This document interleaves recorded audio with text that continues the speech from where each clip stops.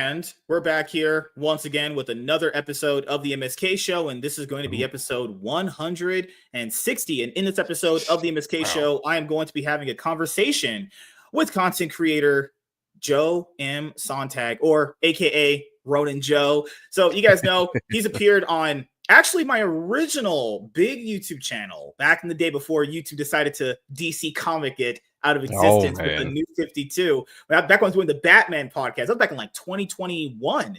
Actually, crazy. Yeah. And then, as you guys know, I lost that main channel due to fucking bullshit from YouTube. And then did the Iron Man podcast. You appeared twice on that one. And then now you're finally on this one. So we came full circle. Essentially, I was basically post-crisis. Then I was New 52. Then I was Rebirth. Now Dawn of DC. And now I'm all in. Right now, we're all in now. I love it. Well, I'm happy to be here, man. I'm excited. It's been a second since you and I talked, so it's always good shows. I always had good times every time I came out with you. So, a lot has happened. Yeah, it feels like every time, like the gap that we don't talk, there's so much that happens that too much goes on. That point, we'd be here like 3 hours. We explained everything in intricate detail. Actually, you know. Oh, I know, right? Yeah. That's your for favorite sure. Marvel comic creator, Rob Liefeld, had a big falling out with Marvel recently.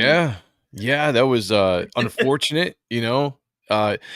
There's a part of me that's like, for him, I think it sucks, you know, from where he's coming from. But for me, I'm excited because I've been wanting to see him get back to his Extreme Studios collection for a while. And now that he's got the ability to do Youngblood again, I think that's awesome. I'm really looking forward to what he's doing in 2025 with the Extreme Studios catalog. But yeah, the Marvel Fallout thing, man, I think it was just a wake-up call of how they treat creators, especially ones that create characters that make them millions and millions of dollars over the years, you know. And really, I think it's funny, like, Rob's a polarizing character because there's a lot of people that don't like Rob for just whatever stupid reason. And so people were just kind of ragging on him. But what he was saying was legit. You know, like the fact that he got disrespected as far as like, all right, you create Deadpool, you sell millions of comics, you make millions of dollars for this company over a period of 30 some odd years. The least they can do, right, is put you in the credit names at the beginning of the movie so people know, like, boom, Deadpool created by Rob Liefeld. The least they can do is invite you to all the hoopla with the promotions and the parties and stuff, and treat you with respect with the rest of the producers and the, you know, everybody that they invite to those shows, the parties, the actors, all that kind of stuff. That's the least you can do for a man that provided that kind of character, you know. And so I get where he's coming from. There is respect due, and it was a very disrespectful thing, and he took it as disrespect, and he's like, I'm done. So I'm in full support of Rob doing that stuff, and I hope that it maybe sparked a bigger conversation when it comes to creators. I don't want to say creators' rights, you know what I'm saying, but like respect for the creator with these bigger companies, because it's been happening for years and it continues to happen, and it needs to stop. Yeah, because a lot of people don't really understand what I'm going to say here. They're going to think it's communist. Guys, I promise you it's not. As you know, I voted for Trump. I can show my MAGA hat right now. There you go. I like it. The thing is, the reason why they should honestly pay creators more based off of if they use their characters and they get to make a lot of money off them is because that will incentivize that creator to constantly have a working relationship with the company. Yes, I agree that they did work for hire and they were paid for it, but they were able to make billions of dollars off a lot of these characters that, keep in mind, these guys made. They were the geniuses that made this stuff for Marvel to be able to have these characters later on to make money off of. It's like the old thing of like crawl before you walk. Like they crawled so Marvel could walk kind of thing. 100%. Yeah. And keep in mind, it shouldn't even be debatable if their name of the credit should be there first. Like in any DC comic you read, especially the last ones I've read, DC All In #1 special, it said characters Superman was created by Joel Siegel and Jerry Siegel, Joel Schuster. That should just be automatically there. He shouldn't even have to ask for that. It should be a respect thing. 100%. Yeah.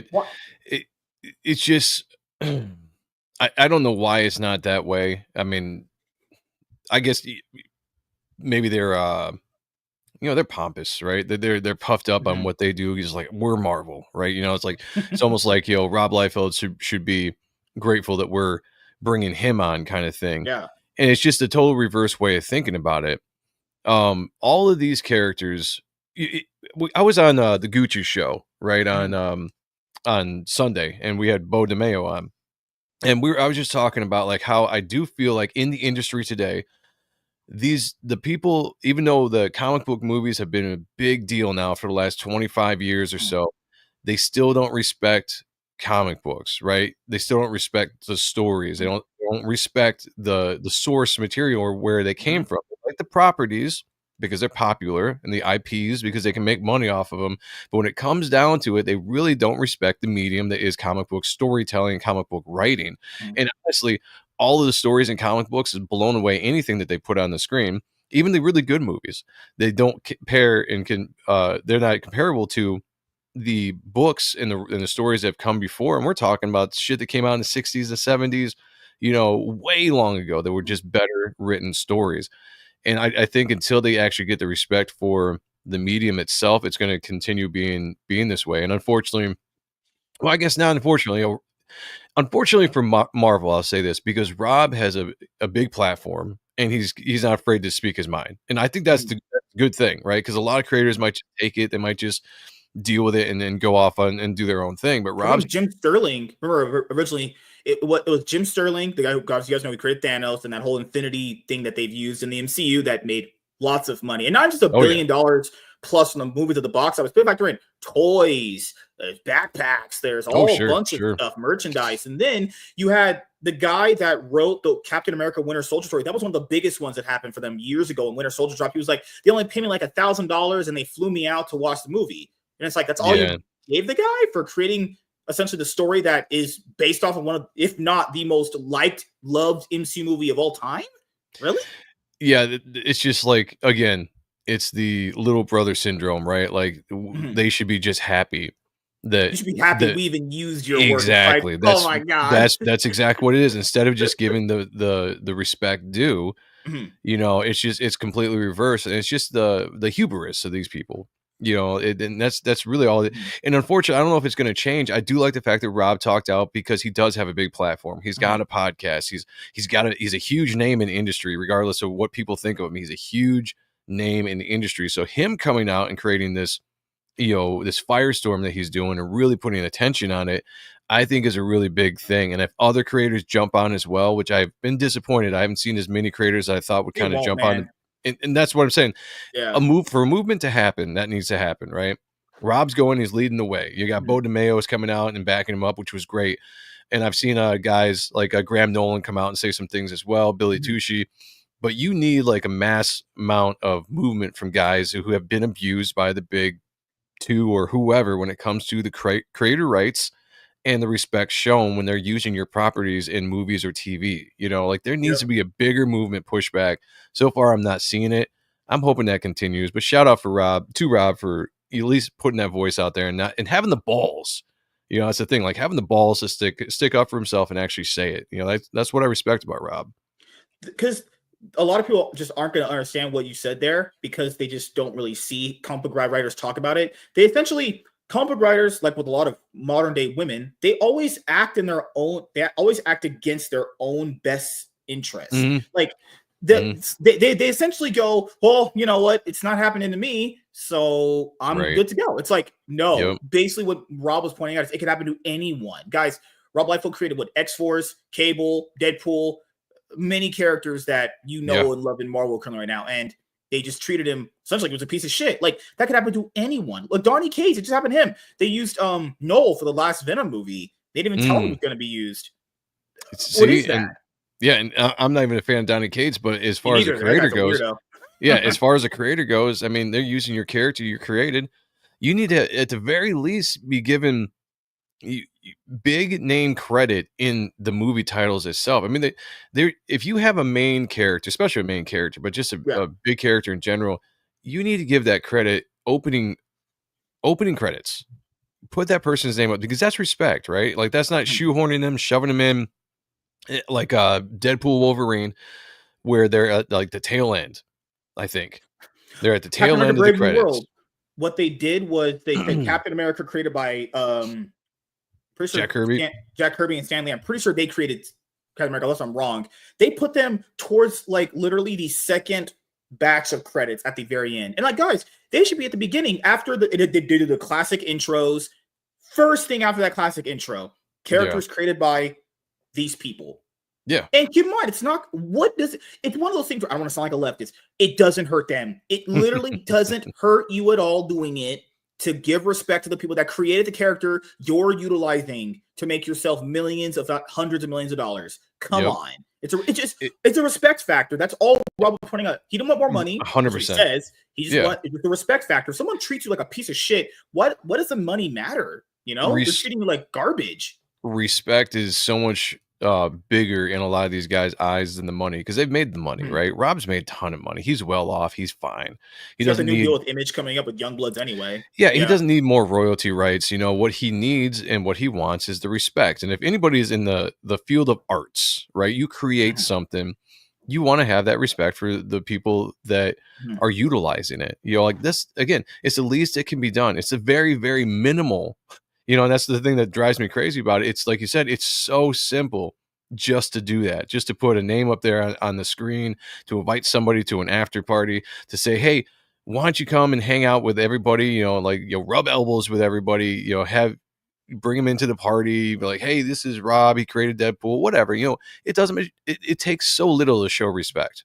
And the fact that they don't do it is the sickening part, because it's not costing them money, really. You know, you fly somebody in, put them up on a hotel, take them to a party. How much money is that really costing the company?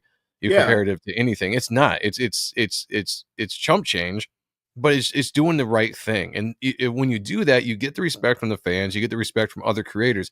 I think of Teenage Mutant Ninja Turtles. I believe, I could be corrected on this, but I want to say that the opening credits of that movie has Eastman and Laird in the opening credits. It says, like, you know, Teenage Mutant Ninja Turtles created. It has the creators. Like, that's, if I'm wrong on that, I apologize to the chat or anybody that's watching this later, but I'm pretty sure that that's in my mind that's happening. And if that is the case, that's showing the respect. Like, that's how you do it. You're like, here are the creators of this awesome movie you're about to see, or this property we're about to do, and they're getting respect right off the bat. That's how it should be done every single time. Yeah, that's the thing is, I remember the way he'd say Kevin Feige just didn't even notice him.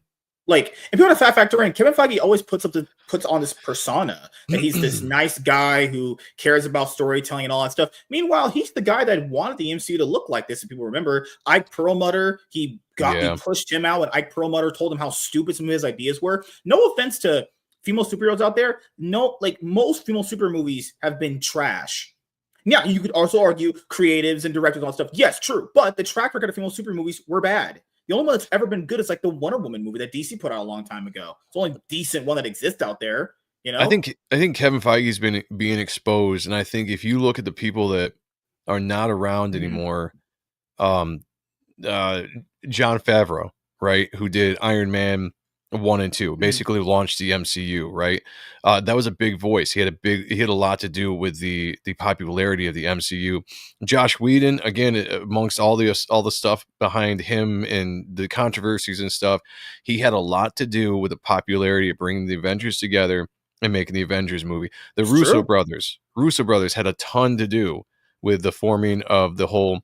Or even before that, like, if you look at the original phase of the MCU, you had Jon Favreau, as you said. Yep. After that, you had Louis Leterrier, who did Incredible Hulk, Kenneth Branagh, who did the best Thor movie, the one that had the best fantasy element to it, Joe Johnston, who did Cap First Avenger. Then you had Josh Whedon. Look at that lineup of talent right there. Maybe Louis Leterrier is the lowest one on there. No, but that's the point right there. Yeah, great, exactly. Yeah. The talent that Feige was basically able to be the face of, you know, and then once people started to realize who he was, and he took center stage of, like, all the showrunners, you know, the showrunner of this whole thing is Kevin. He's the brains, he's the mastermind behind it.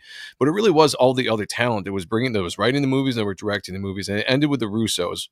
And after that, everybody he's brought in or has been more responsible for with this last phase, whatever it might be, 4 or 5, I don't even know what it is, has been absolute garbage. And I think he's been exposed because all that talent before him that knew how to do stuff, was gone. They left the projects. Yeah, you it's like know? being on a And so sports team where the one star is doing everything, and then when that one star leaves, everyone else gets exposed for their weaknesses. Kevin Feige got yes, pretty exposed for his weaknesses after all the best people left. Keep in mind, people don't understand this. The Russo brothers weren't even in contention to direct the two new Avengers movies you're going to see coming up in a couple years. They were not. It was going to be the Shang-Chi director who was going to direct exactly. King Dynasty. Yep. Why were the Russo brothers made Infinity War? Sorry, they directed Winter Soldier, Civil War, two of the best Civil MCU War. movies. Yep. Those easily going to be a lot of people's top fives. Oh, 100%. They did Infinity War and Endgame, despite some of the craziness about those movies. Those are very, very loved movies. Yeah, very good.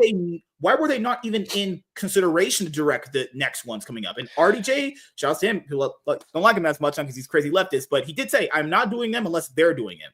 And here's the thing. Here's the thing. Kevin Feige was really responsible for a lot of the DEI stuff that came in after Endgame. Yeah, he was the one really directing and pushing this fate, like all the, like I said, the DEI stuff. Like that was him. So once all these guys exited and he kind of was like, I'm gonna go on, with the next phase, he was the one that leaked all of this, brought this all in. The Disney Plus shows were under his watch, and who he got in there for directing, for writing, showrunners. Think of the directors that have been brought into a lot of these movies and TV shows since Endgame. Besides Sam Raimi, who I really like Sam Raimi, even though the Doctor Strange movie wasn't the greatest, like I do like that was a good hire because Sam Raimi. But forget, remember, it was originally supposed to be Scott Derrickson who directed the first one. He left because of creative differences, and Sam Raimi was brought on, kind of like how Josh Whedon was for that Justice League movie. He was brought on essentially last minute, and he had to kind of patch up what Scott Derrickson was going to do. Yeah, and that's never a good thing. It's never a good thing. For something that Kevin Feige and Scott Derrickson had a falling out for, and it's like now he gets to the bracket of like, well, he did that Doctor Strange movie. It's like, well, technically, he kind of did it, Yep. The movie was already halfway through production when he came in. And so there's him being exposed right there. And now, like you said, I think he's scrambling the last minute to try to make this big change. But here's the thing with the MCU that sucks. You send us through, when did Endgame come out? 2019? 19 was it? Okay. Mm-hmm. So we've gone through like 5-6 years here now of just this kind of downward spiral of Marvel. And now you're going to start bringing in the Russo brothers to direct like Secret Wars or whatever. You're trying to bring back you're getting the band back together, right? The people who made things popular. But then you also are going to reboot everything. So all the stuff that you're building up to have this big old thing, people already know that there's going to be this giant reboot. I think that's a mistake to even come out with saying that, like, because what's the point of getting excited about Secret Wars, about Doomsday, about like all this kind of stuff if you're just going to do a giant reboot? And then what's going to happen? Pivot, in my opinion, they had to pivot to the Russo brothers because they knew at the end of the day they were the only. Because Russo brothers was crazy. They were also very enthusiastic about directing more Avengers movies. Anytime they were in interviews, they would ask them, "Hey, if Marvel asked you to come back, would you do it?" They were so happy. They were like, "Yeah, we'll come back." Kevin Feige, I don't know what's wrong with that guy. He just wouldn't consider them. It's like these are people that want to work with you, and he's like, "I don't want to do it." You know what the problem? You know what the problem was where they went astray is instead of when they embraced the whole multiverse thing, which I think I'm more of a positive when it comes to that than other people are. Not how it ended, because it ended up being crap, but they had an opportunity to use it in a very unique way, which could have covered up a couple of problems. And the first problem is you lost Robert Downey Jr. and Chris Evans because they were just retiring from the roles. That was known. They really didn't want to play the roles anymore. They wanted to do other things. So you had to kind of end those characters' arcs. That's fine. You could have done something with bringing in two variants of Iron Man and Captain America and kept telling the stories with essentially recasting the characters, but making it known so it doesn't have to be this weird thing like Batman movies all the time, which is a different actor, threw people off. You had a perfect excuse to bring in a variant of Captain America and Iron Man and continue telling the stories with the Avengers with those core characters and cast them well and continue going on. But instead, you pivoted and you started putting the attention on whatever they did, Captain Marvel, Miss Marvel, like all these other characters that they really try to elevate. And it's like, no, people fell in love with Iron Man, Captain America, Thor, the Incredible Hulk for the most part. These core characters that were the Avengers for 10 years, people fell in love with those characters and they wanted to see those stories continue. And we got a complete phase of nothing but C, D-list characters that they were trying to make us all fall in love with and think that there's something special, and they weren't. The fans didn't like it for whatever reason, and then never mind the DEI stuff, but they could have done that. They could have done that, and they could have gone forward. They could have cast some really good actors in the role, and boom, we would have been in a completely different place than we are now. I mean, nobody really cares about these MCU movies because uh, we haven't connected with the characters at all. You know, we had connections when we knew the Infinity War was coming up, and we knew the big old story that Thanos was going to come and he's going to win. And it's like all these rumors, like who's going to die, who's, you know, there was a connection with us, the fans, and the characters. And when we went into that movie, you're on the edge of your seat, like, man, who they going to kill? You know, how's this going to happen? And it was dramatic and it was awesome. You know, everything they put out since then, care less, you know, because the issue that a lot of people don't know is, and man, you just had to be there back in the day when the MC was in its peak. I've literally been here since the very beginning. I remember when the first Iron Man movie dropped. I've been here since it started. It's one of these things where I think one of the biggest lies for the MCU is people saying, well, phase 1 through 3 had I tell people phase 1 and 3 had movies that basically, even if you had some really awful ones, there was a narrative that they were still trying to push as far as like you knew where it was going to end. Like, and even if some of the worst MCU movies in phases 1 through 3, at least when you got a bad movie, at least you enjoyed at least the main hero. So like in Iron Man 3, I think that movie's awful. At least RDJ's still very good in it. At least you still got that. Yeah, I actually just watched that not too long ago, and I thought the same thing. I was like, I still don't like this movie, but yeah, RDJ did a good job. He did a great job. You don't even get that now in the newest one. In the newest movies, if they're bad, you don't even get the main character that's good. He's just trapped. He or she just sucks balls. You know, like if you go for the first 3 phases, I would say the weakest movie in phase 1 is like probably Iron Man 2, maybe. Iron Man 2 was pretty weak. Iron Man 2 was pretty weak. And phase 2 The Incredible Hulk was pretty good. The Incredible Hulk was actually a pretty good movie, I thought.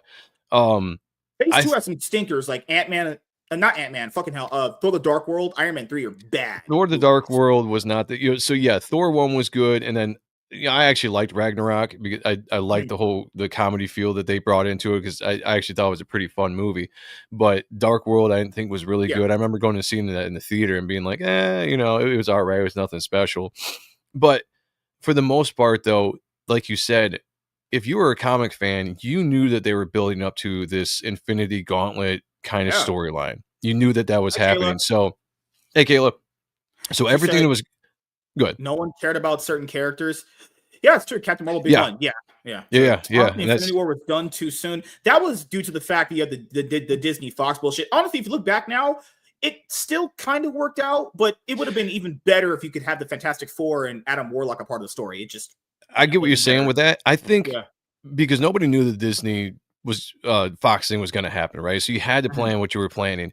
I think that Infinity War and Endgame happened perfect because the hype, if you guys remember the hype for that movie, when that trailer dropped for Infinity War, man, that was a must see, millions of views, watching over and over again. The movie was amazing. Trailers of all time. That first Infinity War trailer, you just had to be there. It was such a good trailer, you know. And at that point, the hype, they brought Spider-Man in, Civil War dropped. That was a hell of a fun movie, and just that was the most hype. So you go into that movie, but the problem was Endgame rolls around and it felt like an end because of Captain America being written off, Tony Stark being written off. You know, you almost like it was so good that it was like a period. And after that, it's like, well, what are you going to do?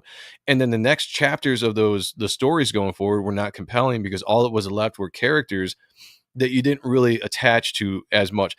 Walking Dead, for instance, right? Walking Dead was an amazing show for very long, and it started to dip, you know, and this and that. Rick Grimes was the star of that show. Like that was the character that people, you know, that was him. You know, when they got Coral, good old Coral. when Rick Grimes got written out, and I get it, Anthony Lincoln or whatever his name is, he wanted to go spend time with his family, so I get it. But when you took that character out, the characters beneath him were not star power enough to carry that show. And it started bleeding viewers because Daryl was fun when he's a secondary character. You know, Maggie's fun when she's a secondary character and all this. But when you push them up to the front, they can't carry a series. It's the same thing right now with Marvel. These characters that they're trying to carry the series with don't work. Spider-Man had an opportunity to, but they kind of fumbled the ball with how they use his character. Now, No Way Home was a good movie. Let's tackle on to what you said. This is why that Guardians example or Blade is, oh God, I hate when people use these examples because people say, well, no one knows who Blade was for the movie. The problem with okay, so people live in this world where just because something happened once or maybe like 5 times, and that means that every single time they do it, it's going to work. It's like, no, actually, it's not going to Right. work that way because if people don't know, as you know, comics, I do. In comics, that also happens where random characters get their own solo titles and they don't sell very well and they get canceled. I'll use an example: Scarlet Witch. You guys love her as Elizabeth Olsen. Her solo titles don't do shit. Yeah, it's But got to be in the great, like these characters work in the greater scheme of things, but you need the yeah, core characters to be the webbing that holds yeah. everything together. I'm going to disagree with Kayla as much as I love her in She's there. a woman. I just She, naturally disagree with women in general. That's just what I do. well, you don't want to get into a debate with Kayla. I'll tell you that right now. But she Yeah, says, God, well, truth be told, The Walking Dead got better towards the end. I would disagree. Like, I thought The Walking Dead got that shit worse fell off towards the so end. hard. Yeah, After like season 6 or 5, I was pretty much out. the first season after Rick Grimes was okay. You know, the whole Whispers storyline was okay, but it kept getting just drug out and just again, those characters couldn't carry the series. And you get Yeah, into the last season, and it was just kind of like it was the same story, just kind of retold in a different area, yeah. and nothing was being done that was anything that was new. You know, Mhm. and so that's just the thing. The star power of the character is gone, and people don't care enough of the characters right now going forward. The thing with Spider-Man was you had an opportunity to really push Spider-Man forward, but you kept him on the bench with his solo movies, you know, No Yeah, Way Home that's what I was gonna or bring up. Is like Homecoming, Far From not. Home. He was Mhm. kept on the sidelines. You Yeah. didn't allow that character to grow to be Mhm. the character he should be, which is one of the biggest characters in the MCU. You Right. kept him still just down, and now you're trying to elevate him after his last movie. I think it's just too late. You know, you had an Yeah. opportunity and they wasted it. I think the problem with Marvel and the way a lot of casual fans think, they think just because a few times some underrated characters hit it big that every time something happened. Guys, remember, characters exist in Marvel Comics a lot. And keep in mind, just by the amount of characters you don't know exist, all of them are essentially underrated to you because you don't know they Hmm. exist. Right. You literally can't do underrated characters constantly because, first of all, there's a reason why they're underrated. They're probably not that fucking good. Yep. Sorry, those are hard pills to swallow. Not every character that you don't know is some gem that was fucking hidden from you. And keep in mind, they could still do those characters now. They've been doing random underrated characters that you don't know about. They haven't been working. Oh wow, because they must have not been pretty fucking good. Uh, Yeah. I just Well, like and Shang-Chi. You serious? Who the yeah, fuck knew who that was? Came out and movies, a lot of whatever. I that guess. too a lot of that too goes back to the DEI stuff, right? They really Yeah. started pushing the like quote unquote minority characters, and not because they were cool characters that had a popularity. And some of those characters I True. really like, but they did it Mhm. specifically for political reasons, right? Shang-Chi, uh cool character. The movie was not good because it just wasn't a good movie. They could have had a way better script, a way better whatever. Mhm. They were pushing characters like they really tried to push, they really wanted to push Captain Marvel, right? Like that was the thing, like they really wanted that to stick. They wanted Captain Marvel to Marvel. carry, they wanted her to carry the franchise going forward. The problem Mhm. is it was never a popular character. Ms. Marvel back in the day was a popular character, but the Captain Marvel version of her character was never popular in the comics. They rebooted her 100,000 times and never caught on It then, and happened they tried recently. She they got the same tried to issues and she rebooted force, again. Yep. and Hmm. that's the thing. The first three phases of Marvel, they didn't force. They just were like, "Hey, these are the characters we have to work with. These are the stories we're telling," and it was organic, and people jumped on it, and it was fun, and everyone loved it. And then they're like, "All right, now that we've got you in here, we're going to start forcing you to like these characters going forward." So they're going to Yeah. force, yeah, Iron Fist. I would say if you're gonna do a martial art, like Marvel Comics is, from what I know, best martial artist is Iron Fist. I know Iron Fist. I know a little bit about, not too much. And the Iron TV Fist, series Iron Fist was on the Netflix, was yeah, okay, but you could have brought that character into the that MCU should be and the gave him a fighter that you like a push in the traditional, MCU. yeah, Yeah, yeah. Iron Fist and really done something with. Shang-Chi again is a cool character. It really is. They messed it up with the movie. The movie just wasn't that good. It wasn't that compelling. You didn't know too much about the character. They were And that's egg the thing. rolls. And that's the thing too. Like, even though these characters in the first few phases had their own individual movies, you knew who Captain America was, you knew who Iron Man was, you knew who Thor was. The lesser known characters, when you're popping out and saying like, "Oh, hey, we're making a Shang-Chi movie, or we're making, this movie," I think they needed to have better introduction You besides know what just also was putting right there? there into a movie. The Hmm. first few phases, it's something that I've been talking about forever. the first three phases had a Michael Jordan and a Kobe Bryant. They had Great RDJ and Chris point. Evans. Great point. This phase doesn't have a Michael Jordan. Why do you, like the Yep. only reason why Great people kind of go now is based off of the past prowess the MCU had. There's no star player here because they built, like you said before, they built up none of the other characters to be an RDJ or Chris Evans. And keep in mind, they had that natural gravitas when they were acting in these roles. Doctor Strange, they fucking screwed that guy over. Spider-Man, too little, too late kind of thing with him. Black Panther, Yeah, I agree. that guy, he's dead, and they didn't Well, yeah, recast unfortunately, him. yeah, that sucked. Unfortunately, he Yeah. passed away because I do think that that might have had a chance because I really liked I can't remember his name, Chad Chadwick Boseman. Yeah. Boseman. I really liked him. I liked his portrayal of Black Panther. I liked Mhm. the Black Panther movie. And so it really sucks that he ended up passing away because I think he could have had a chance to kind of take that gravitas going forward. But that's the biggest thing right there. Chris Evans and RDJ, they had that charisma. They're the main You know, protagonist RDJ, too. and they made Yeah. him bigger than life. RDJ had the, you know, like the charisma that you see on the screen. Chris Evans, the way he portrayed Captain America, just the very stoic, the very, you know, essence of that character were great, and they nailed it. Those are two giant personalities gone at the exact same time. It might have been different, just one of them left, and then you still had the other one for another movie or Both of them so are before gone. they exited. But yeah, Yeah. them both going, and then they had nobody afterwards. You know, Chris Hemsworth is good at Thor, but he's not the leading guy to take it forward, right? Um, Tom Holland, they could have done something again with Spider-Man, but they dropped the ball. You know, who was the other one you said? Oh, yeah, Doctor Strange. That could have been because that dude's a really good actor. You could have, yeah, Cumberbatch. You could have really done something good with him, but again, drop the ball. You put that movie on, you delayed it, and then you shoehorned it into like this multiverse thing where he comes in and has nothing. I mean, what is that movie even about? Does it set anything up? Not really, you know. And it seems like it's whatever they teased at the end of that movie is not even going to be a payoff now because they're going in a completely different direction. That's the problem with the MCU now is not only do these movies not have a Michael Jordan, they're essentially not even doing the small little things the first few phases did before. Like I think they're mostly still watching the same reason why people still buy Spider-Man comics and they made these Spider-Man series. They're doing at one point it'll get better. Hey man, it was so good before. At one point, hey, dude, my wife used to give me all these sex positions. She stopped it. At one point, she'll do it again. They're MCU fans, man. They're still watching because they genuinely believe at one point it'll get back to where it was. I wanted to. And the thing is, I wanted to. I would love if it did. I'm right but there at with this you. rate right now, they need. First of all, you need a star player. People went to watch the MCU movies because of the star players you had. RDJ and Chris Evans characters, they were the main heroes. Those are the main heroes of the universe. There is no main heroes now. Why do you watch? Why do you generally watch these outside of just because you've been here forever?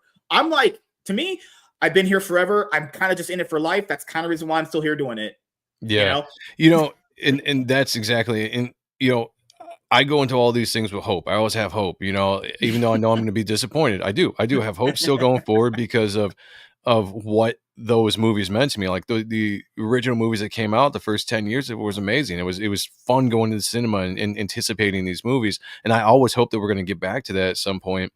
But you're right. We don't have the star power. Now, one thing that they could do, what they're not going to do, you brought in Deadpool and Wolverine into the MCU for the first time. Those are two big major personalities that if you really wanted to, you should showcase them going forward because those are characters and actors that can bring the gravitas, they can bring the star power, they can bring the intrigue to the movies going forward. But as far as I've heard, they're not really going to do that for whatever reason. But you take Hugh Jackman and put him into any any movie, he's bringing butts in the seats. You know, same thing with Ryan Reynolds. You know, bring Deadpool into a movie, butts in seats. You know, like you have an opportunity. Yeah, well, maybe yeah, they might have some repairing to do there, some image repairing to do there. Blake with Lively might take control of the next Deadpool movie, from what I know. God. Yeah, that's a whole other story, right? Oh, that's been interesting. Remember, but you know, like what they said about X-Men, as you said, they might not even use Wolverine for their first X-Men movie. And keep in mind, from the comic they probably won't. Wolverine's not even a part of the original team from the X-Men comics anyway. So you can do it. You can, right. You can. There's a way that you can do it. That's for sure. And honestly, I would like other characters to get a go at it being good. But the thing is, like he said, who is the star guy that's going to carry the franchise forward? You have an opportunity right now to utilize Hugh Jackman in that way of being somebody. So I hear that he's going to be in Secret Wars and Doomsday and all this kind of stuff, but I hear that it's going to be a smaller role. I think that's a mistake. I think you need to bring that character in because you ride off the star power of somebody like Hugh Jackman, and you utilize him like you did RDJ and Steve Evans or Chris Evans in the first few phases. You use that star power to bring people in and elevate other characters in the process, and then hopefully that somebody can come in and take over. Because right now you don't have that heavy hitter, but you do in Hugh Jackman if you would use him. You don't think Captain Africa could do it? No, It's the last movie. He ain't got that leading power. Just putting it out no, there. and that's the thing. Like, you know, I like Anthony Mackie as an actor for some of the stuff he's been in. Not everything, but I like some of the stuff he's been in. But he doesn't have the charisma. He doesn't have the star power to take that character and be a leader going forward. Because not only do you need a character to be a leader, you need an actor to be a leader, and that was RDJ. He was the leader of the MCU, and then 1A was Chris Evans. And without them, it has suffered, and you have not had anybody step up to really take the plate, and they haven't been able to bring anybody in either to take those roles either. So they're suffering from character and they're suffering from actor use, and I feel like, you know, maybe they can get that right. But right now, Fantastic Four is okay of a movie as that looks like. Is there any real big star power in that movie? No. I guess you could say You Pedro know? Pascal. That's like the biggest one. Oh, Vanessa Kirby. I like Right. Vanessa Kirby a lot. Yeah, but none of those actors, you know, speak out to me as somebody that people are going to be like, you know, what made Mr. Fantastic is supposed to be that character that has that gravitas. He's that kind of character. He commands the screen. Even read comic books that Fantastic Four, he commands the screen. Is Pedro Pascal commanding on the screen as Mr. Fantastic? That's what I'm saying. You should have casted him better, because Yeah. when you think of Iron Man, you think of RDJ, not necessarily the character of Iron Man, because RDJ, he's so charismatic on screen. His timing when it comes to one-liners and witty lining and all that kind of stuff, it resonated with multiple, you know, groups, not just comic nerds. It resonated with a lot of people. A lot of normies brought in just because of the way he was. He was a cool character. You watch him on screen, you're like, I want to be Tony Stark. I want to talk like that. I want to do that, you know. And then same thing with Chris Evans. You saw the way he acted. You're like, now that's a hero, right? Chris Evans acted like what you would think of a hero, you know, and that's, you don't have that. It was John Krasinski.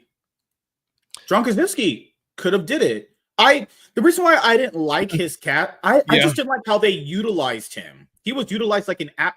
Mr. Fantastic is insanely. He's one of the smartest minds in the Marvel Comics universe.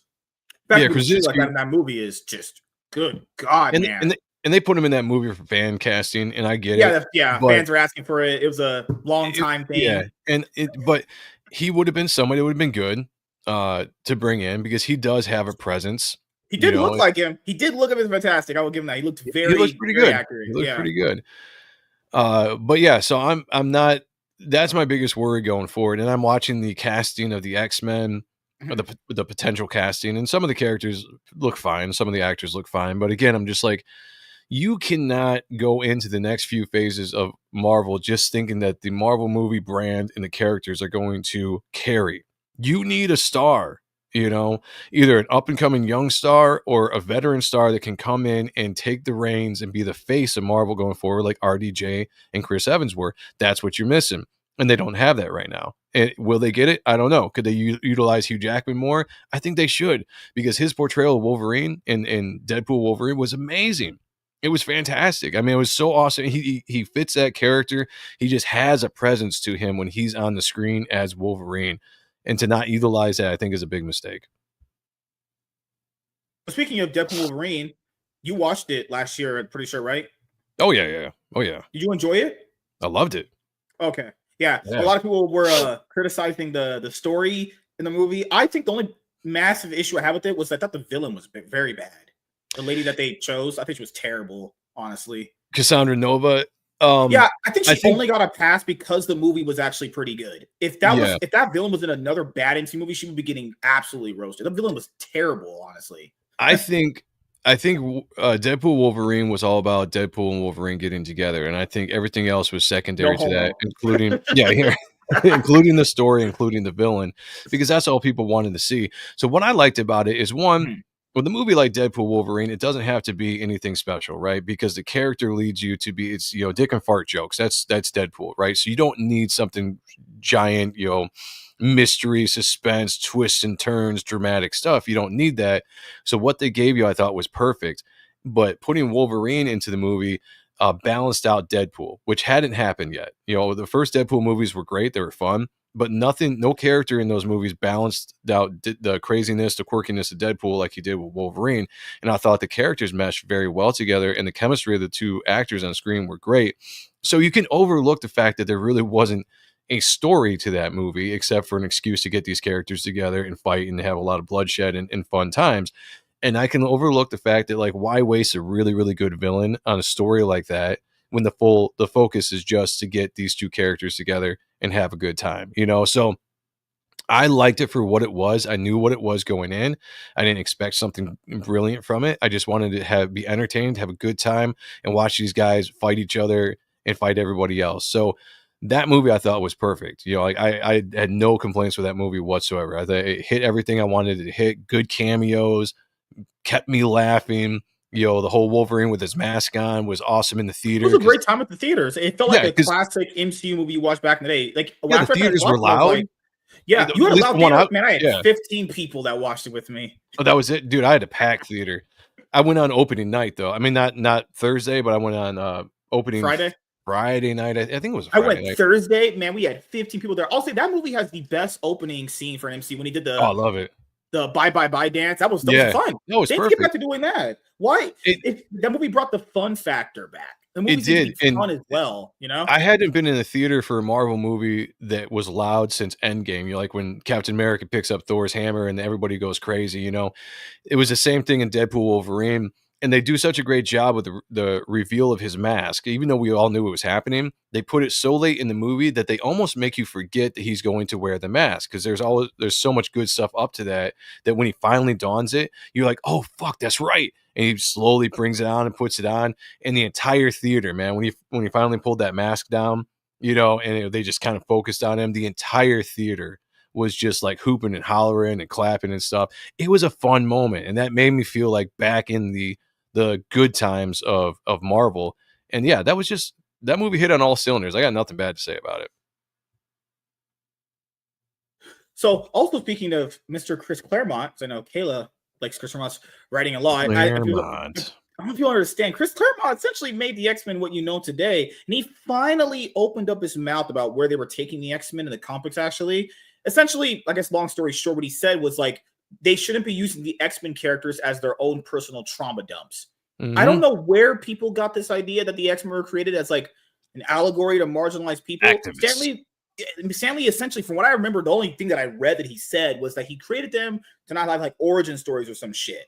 You know, that's why he made them the way they were. A lot of people, this is what's wrong with comics and anime. People do, they either read too much into something or they read too less into something. Like that's what they do constantly. There's no actual in between. I don't know how anyone could take the fact the X-Men are allegories for marginalized people unless they only watch movies. A lot of people say, well, from the comics it was like this. No.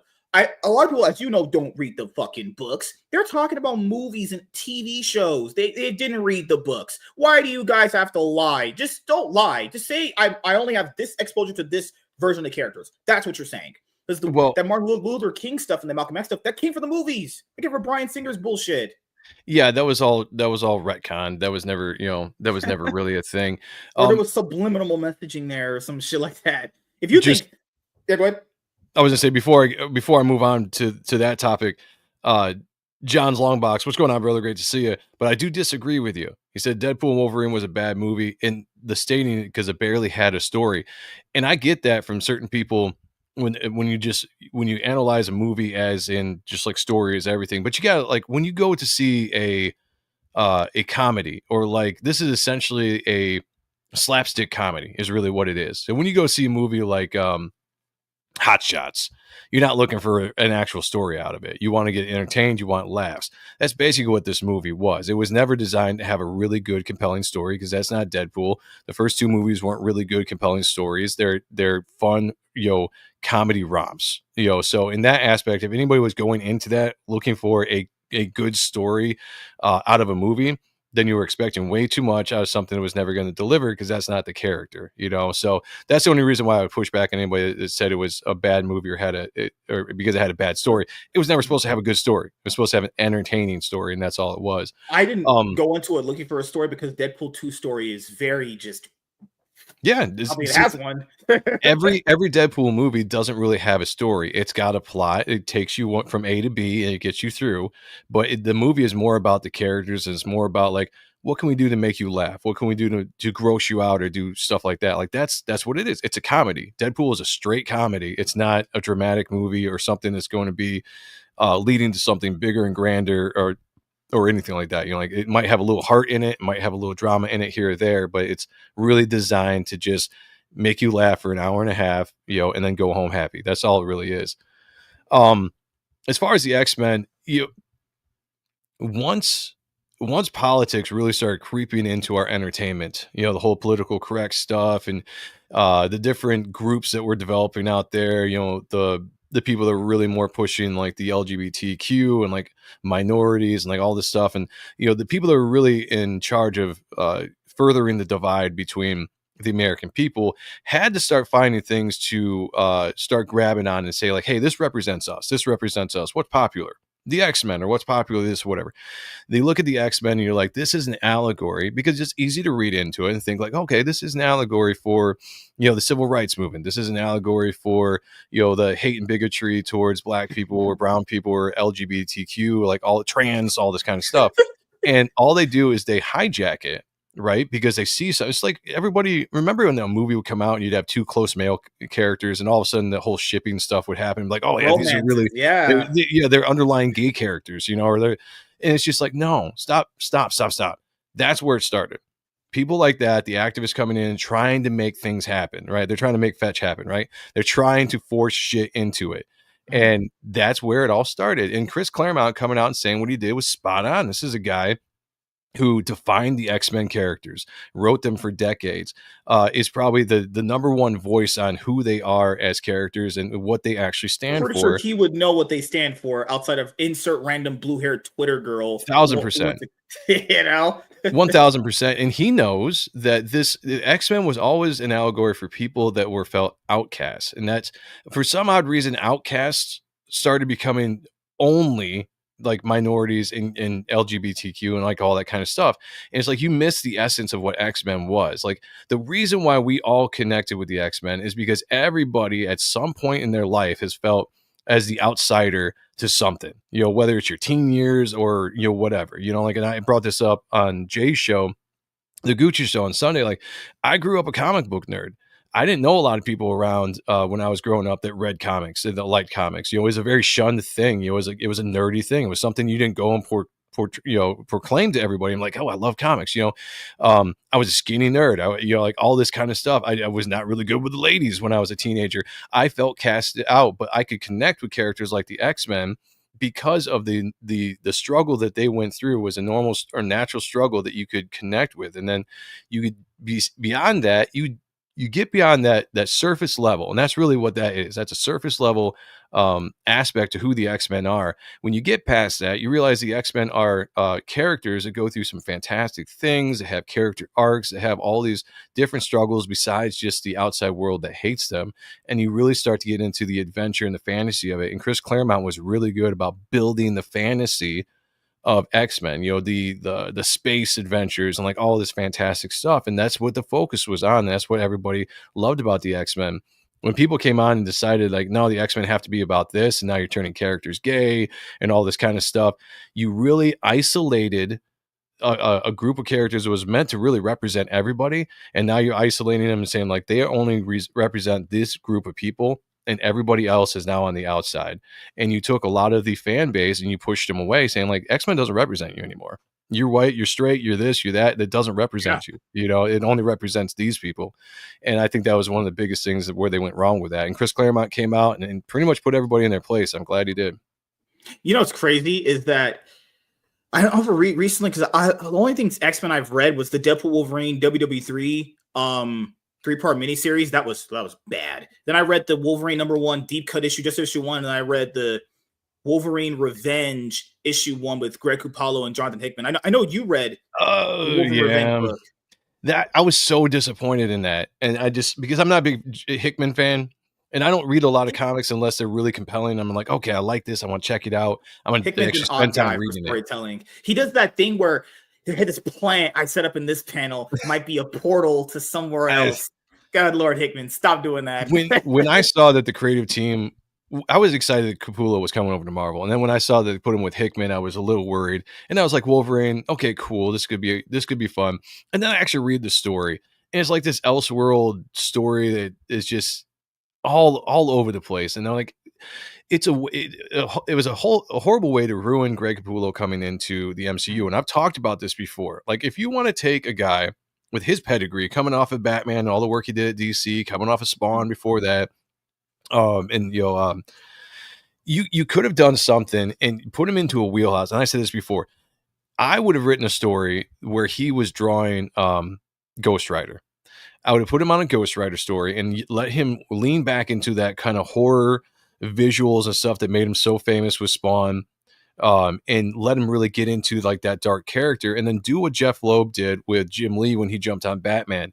Send Ghost Rider on this journey where you can bring in all these classic characters for Greg Capullo to draw. You want to bring in the X-Men, you want to bring Captain America, Spider-Man, and let him have this big romping story that leans into what he's really good at with the darker characters, and then give him something very exciting to see him draw Wolverine, to see him draw the Hulk, and have all these interactions with a character like Ghost Rider, which is very underutilized. And I'm talking about the Danny Ketch Ghost Rider, or hell, you could even done Johnny Blaze if you wanted to, but Danny Ketch was my favorite one, so that's why I say Danny Ketch. But you could have had an opportunity to And do Nicolas something cool Cage. with that. Yeah. But instead, you had to do Wolverine because, Wolverine's a big name. Hugh Jackman's coming back. I'm sure it was coordinated that way. But the problem is you gave him a writer like Jonathan Hickman that wrote a shit story. Even if you were going to do Wolverine, you could have brought in Claremont. You could have brought in so many different writers that could have told a better story for Greg Capullo to draw than Hickman's. I don't even know what this story is, man. Like, I stopped reading after issue 1. It didn't grab me. And honestly, it's one of the more disappointing things of 2024 was It really will Wolverine show you Revenge. how bad mainstream Marvel comic books can be when you read a bad one. Like, it's crazy. I know a lot of people didn't like issue 1. I actually enjoyed the first issue of Revenge. I actually really Yeah, liked it. It's actually one of my favorite books of 2024. nice. The other one that I hated reading was the Deadpool Wolverine WW3 3-issue miniseries. That was a pile of Yeah, shit. I skipped that one. Yeah, It was I so was. bad. Like, literally, if you read a bad Marvel comic nowadays, that'll make you lose faith in humanity. How bad some shit are. This is awful.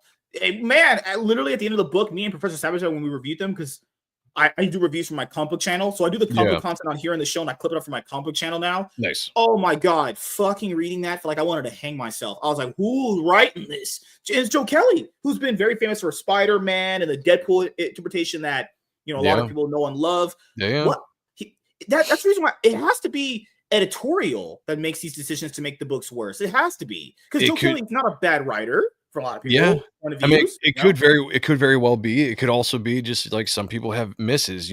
But there could be a mandate coming from above of like, this is kind of what we want. Mhm. So you are kind of in a box when you're writing. That was one of the things I liked about the 80s and 90s so much is like, Mhm. yeah, you had editorial for sure, Mhm.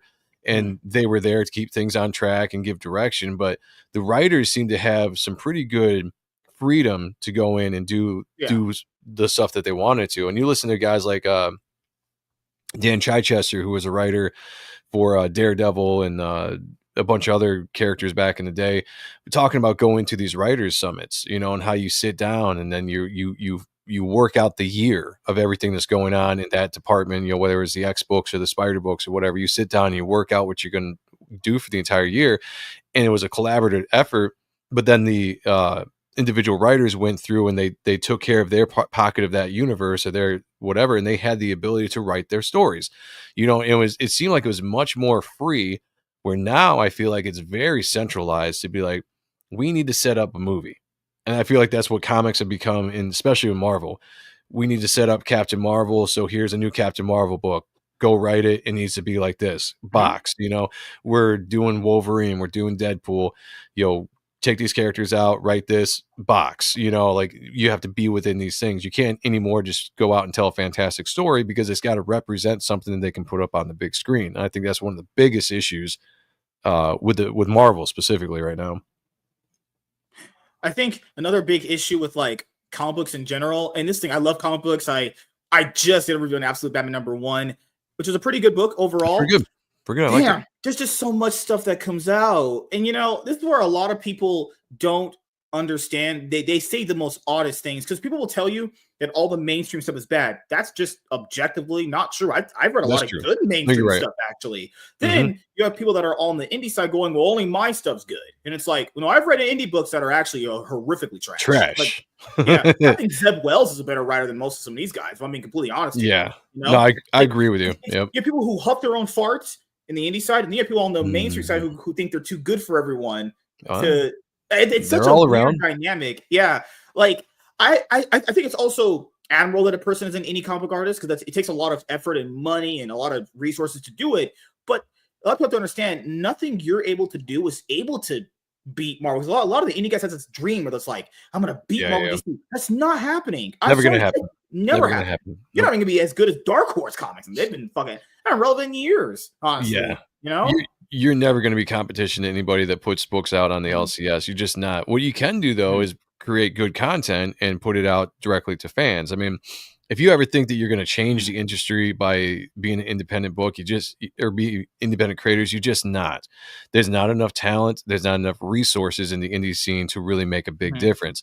That shouldn't be your goal. Your goal should be to create good content, a good story, a good character, connect with your audience, grow your audience, grow the story. Yeah. Exactly. That should be it all right there.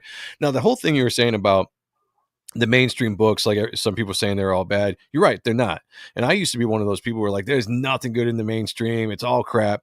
Yeah. And then I started actually reading some books, and I'd find good stuff here or there. And I had to backtrack and be like, you know what? Actually, this book is good. This book is good, so on and so forth.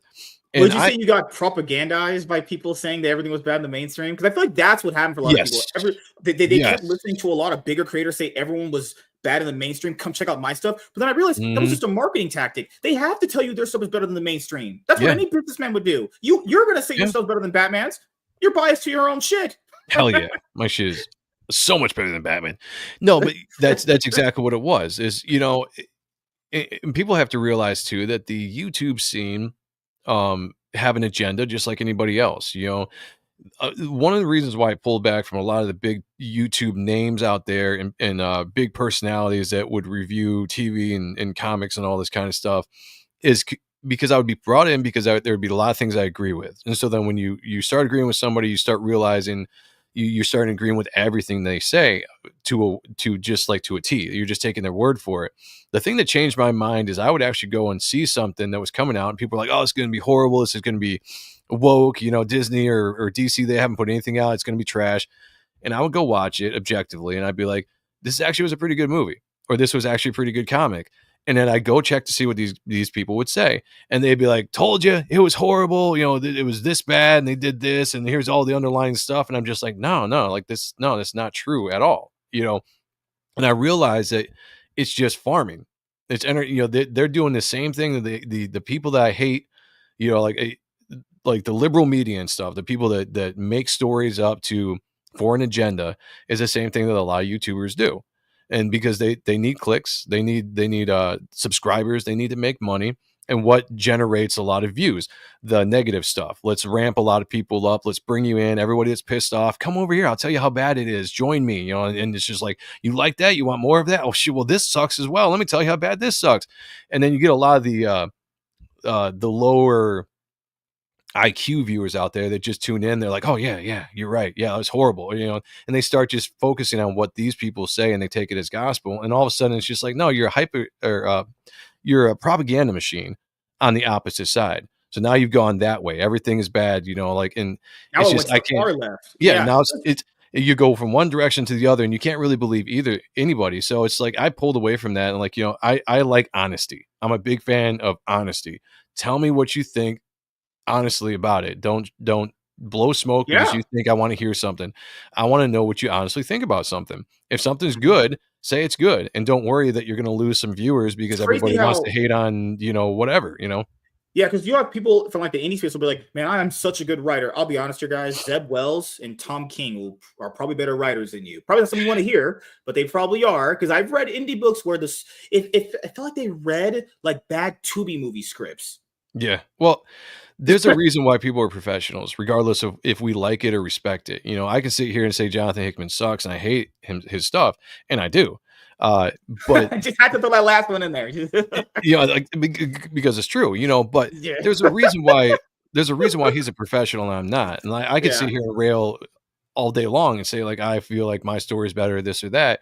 But in the grand scheme of things, they're Mhm. professionals and I'm not. You just have to live with it. But that's not the thing. That's not where I worry about. I'm not worried about being a Yeah. professional. I'm worried about doing what I can do in my space, and that's all I'm worried about it. I'm not worried about saying like, "Hey, Reaper Destroyer needs to be bigger than Batman or bigger than the X-Men," because it's never going to be. Yes. There's a built-in audiences out there that are always going to read it. As much as we think that the industry it could be dying or this is bad or that's bad, we have to understand that there's a ton of people out there that don't pay attention to YouTube, don't pay attention to like, any kind of political stuff, and they are Mhm. going out to the stores still, and they're the ones still buying it and enjoying it. They're going to have the Marvel zombies still exists, right? That's what they used to be called back in the 80s, the Marvel zombies. They just buy anything Marvel because it was Marvel. That still exists. It's still going to happen. The industry to me is never going to truly die. The numbers are going to go down, things are going to dip. It's never going to be in its heyday like it was. But all the people that sit here proclaim all the time that the industry is going to die or this is it, guys. Like it's this year. There's not much longer. Marvel, DC, they're bleeding this, they're bleeding that, and like it's wishful thinking. It really is because you got tons of people that go out to conventions. They don't pay attention to the culture war. They don't Mhm. care about stuff. They don't get into the whole political stuff. They're just reading and enjoying what they do. And those people are still going to be there. You're not going to drive those people I out. know some of So these people let it in the be. indie scene. Some of the people in the indie scene. I know they don't like Mark Wade, but Mark Wade still can write circles around most of the people here. The thing is, if people want to get as good as those people and make their products better over time, like you said, and sell directly to customers like you're able to do, then you have to basically make better products that'll generate Mhm. good word of mouth. That'll That's what it get more is. people. Yeah, Word of that's mouth. really all it is. Word of mouth. Mhm. Create something good that people are looking for and, keep growing that way. It's very grassroots, I mean, They that's all do, we can they really do that do. right now with Ghost Machine and Jeff Yep. Johns. That's all Yeah. you have Yep. is That word of stuff's mouth. doing good there. And that's all you can really do in this space. So in my opinion, like I love the comic book industry. I grew up loving the comic book industry. I want it to repair itself at some point. I'm not one of those guys that wants to see it crash and burn. I don't. Yeah, I want to see it get better. I will speak out about it, and I'll say the things I yeah, think yeah. they're doing wrong. But I want to see them get back to the what made me love comic I books because couldn't I imagine miss a world where comics aren't around. Like I couldn't imagine a world where every week I have a pull list and I don't have it there. I don't want to live in a world where there's no comics or any new thing coming out. I don't know if people would want exactly. that. Your life would Yeah, be essentially. Why do people want their? I understand the companies have ruined them. I get it, but you also should hope that it gets better because I don't want to live in a world where this doesn't exist in my life. exactly, Why not? exactly. Kayla said, "Am I an alien man?" That's debatable. Just Mhm. kidding. That's a prince, no, but I can relate to Vegeta struggling with his ego and being prideful and working hard. Does Oh, Kayla you're have an talking about. I ego? got you. I've never known her to have an ego. I don't know. I mean, Vegeta isn't that that's isn't that Dragon a Ball Z. manga character? That's a Dragon Ball. Yeah. Dragon Ball, yeah, yeah. Yeah. I know some of that Okay. stuff, not a lot. Like essentially, like back in the days, we're talking about removing a main character from a show, talking about the MCU not having a main character. Even like if Yeah. anyone knows about Dragon Ball, essentially, if like Gohan ran the show after the Cell Saga, yeah, not a good idea. There's a reason Mm, why certain main characters have to be main character because they can command the screen. It works in any main character. There's a reason why in TV shows, when you remove a main character or that person gets fired, the replacement. I've never known a yeah. replacement to do as well. It's never happened though. You think I about all the can't TV shows when the main yeah, character I can't is think of left, one. Yeah, I the, can't think of one. yeah, Maybe well, the I would say biggest one is like 2.5 Men when they swapped out Charlie Sheen with fucking Ashton Kutcher. Oh eh, God. and Ugh. maybe The Office did okay without, what's his face? What's his name? Jeez. Hey, yeah, the lead guy, the lead Yeah. dude. When he left, I think that still did okay because there are so many big personalities on that show that could carry it, unlike a lot. But that's the only example I can see where I still really thought that show was entertaining, even with Mhm. without the Michael Scott character. But yeah, for the most part, you can't. I mean, because the show is built around that The main character. characters, yeah. You get connected and you care about that character. When you get rid of them, that's what it Comics is. You know, Dad, what's up, dude? what's going on, Marvel man? has been disappointing to me for the last 7 years in comics. I will say the revival of the Ultimates universe has been refreshing for them. Just a shame it took so long. So, Hmm. me and Labs Comic Fan and also Savage Dad, we review comics on my comic channel. Me and Labs Comic Fan, just a few weeks ago, I read the Ultimate Invasion 4-part miniseries written by Jonathan Hickman. Good Lord, does that man know how to tug at your strings? Because that shit was so unbelievably boring. It had its high moments here and there. Issue 1 was solid. Issue 4 was solid. There was so much just holy crap. Like, he got it together toward the one-shot comic that was the sequel to that story. I thought that was actually pretty good. He did a very good job with Ultimate Spider-Man Married with Children. But I don't know what this guy was smoking with that first book where it was so much setup. And all the setup, it does like it didn't matter. It's more like I cared about none of those characters that he set up. Not a single one of them were interesting. Even the Maker is not interesting. Really, you know what I think is an issue in comics, in modern day comics, is writers. Oh yeah. And I say that not to diss writers in general, but I think writers get bored and they always want to do something like new, like let's try this, let's change this up. Whereas when artists were ruling the day in writing, that writing might not have been as great. I'll say that, but the stories that were being told were still very character centric. They weren't saying like, all right, let's try to reboot this character. Let's divorce, Peter and Mary Jane, because they knew that didn't work. Because usually the artists were more fans of the characters that they were working on than writers that would come to be. Now, I'm not talking about old school writers. I'm talking about writers that came on later that wanted to start changing characters to suit, what I'm saying? They didn't like what was coming before, or it wasn't working. They want to change something up. So like, let's break a norm. Let's break up Peter and MJ. Didn't work. Nobody wanted to see it. It didn't matter. They'd been married for, however long, 20 years. Nobody wanted to see it. And so you go down a pathway where these writers are coming in and completely changing, they're deconstructing, they're doing things with the characters that they didn't like, which would never have happened in eras like the 80s or 90s or even the early 2000s. I really think that's a huge issue. And I like writers. I've become a writer myself. Kayla's a writer. I know writers as well that I consider good writers, but when I look in the industry, I look at a lot of people coming in that might not have had a love for the characters. And that's the problem. When you bring in people in the industry that don't have a love for the characters, they don't have a love for the history or what they stand for, and they are allowed to come in and kind of change things up just because, because let's try something new. If it ain't broke, don't fix it, right? And I feel like they tried to fix things that weren't broken, and they ended up breaking them in the process, and we are still repairing from it. Maybe there's hope. I always believe there's hope. There's a revival. But it feels like the writers are using some of these characters as their own personal fantasies they've had. Like, I read the very first trade paperback for Amazing Spider-Man written by Zeb Wells. Only the first 5 issues are in there. It's not that it was bad. It was just more like the way that he treated Peter Parker's personality was bad. Like, Spider-Man stuff was great. The villain stuff was great. I thought it was fine. I actually liked the book. There wasn't a problem with it. The problem that I had with the book was that there's a portion, shit was so stupid.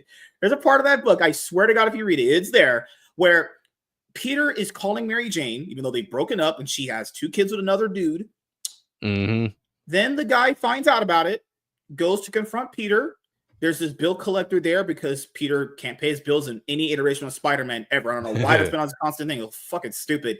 Then the new boyfriend sees that Peter can't pay his bills, and this guy cucks himself by paying another man's bills. I shit you not, that literally happened. I was like, what the fuck is this? It's like, what kind of storytelling is that? Like, how compelling is that to any how compelling person? Cucking yourself to a guy that's trying to get with your girlfriend and you have kids with. What the fuck? I see Kayla in the chat, not necessarily pushing back, but saying that editors, because a good editor, a woman should always stay in her place. Come on, they belong in the kitchen. But I agree with Kayla. But my thing is, I would say editors and writers go hand in hand to me. That's true. I agree with you. A good editor and a good writer is going to produce some good stuff, because most of the time a good editor is going to understand the character. They're going to understand what a character is not going to do, and they're going to keep that in line and not let a rogue writer come in and just take a project off course. But the problem is you have bad editors and you have bad writers, and those together, they're giving those writers the freedom to produce bad books. Mhm. So I agree with Kayla as well. It is the editors. It's not just the writers, but it is the editors as well. But it happened when people came in that didn't really have a love for the characters. Because if you listen to Rob Liefeld, you listen to Jim Lee, John Byrne, all these guys, Yeah. artists that eventually became writers or took over titles and stuff, they had a love for the characters. They followed the Mhm. characters before they were professionals. When they got into the industry, they started working on their dream jobs because they were drawing their favorite characters or telling Mhm. their favorite character stories, and they wanted to progress that from what they grew up loving. Like, so that came from a source to someone that knew the characters and wanted to bring those stories going forward, doing what the characters would naturally do.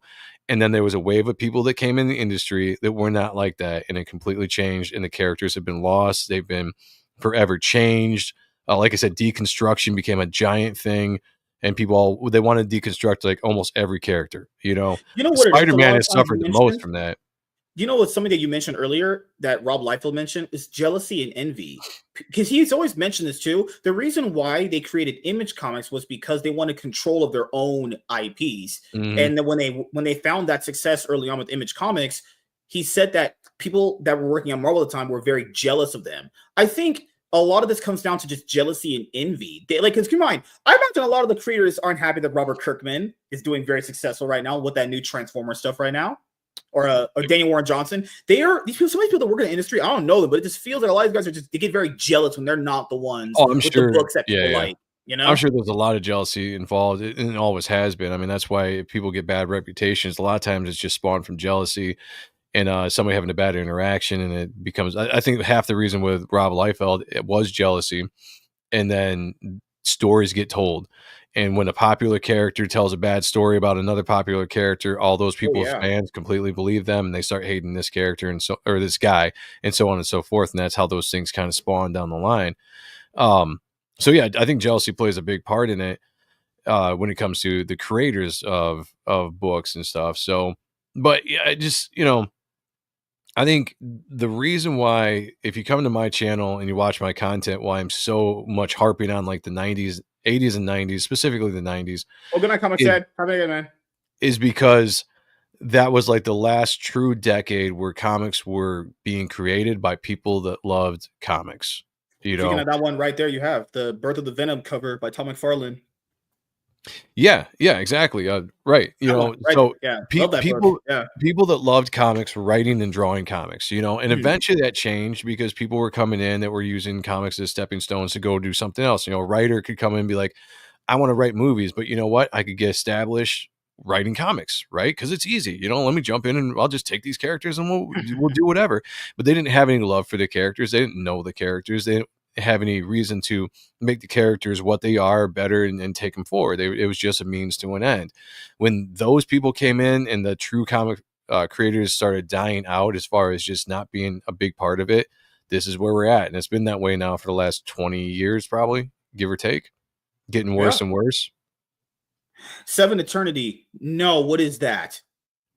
Mm. I just, I don't know everything about comics, though I have a lot of knowledge. I What haven't is read that? that. I haven't read that Is that a either, but Marvel comic? Or is that apparently an it's a. image book? I think it's an image book. But The Kayla only swears the by only it. new Image book I read. Okay, so last thing Image I read was I read that Ghost Machine preview book, and I did buy the Rook Exodus single issues, but the trade was coming out very closely now, so I'm just going to buy the first trade. Mm. The other thing for Image I bought recently was this book where gravity no longer, or gravity's not as powerful as it is.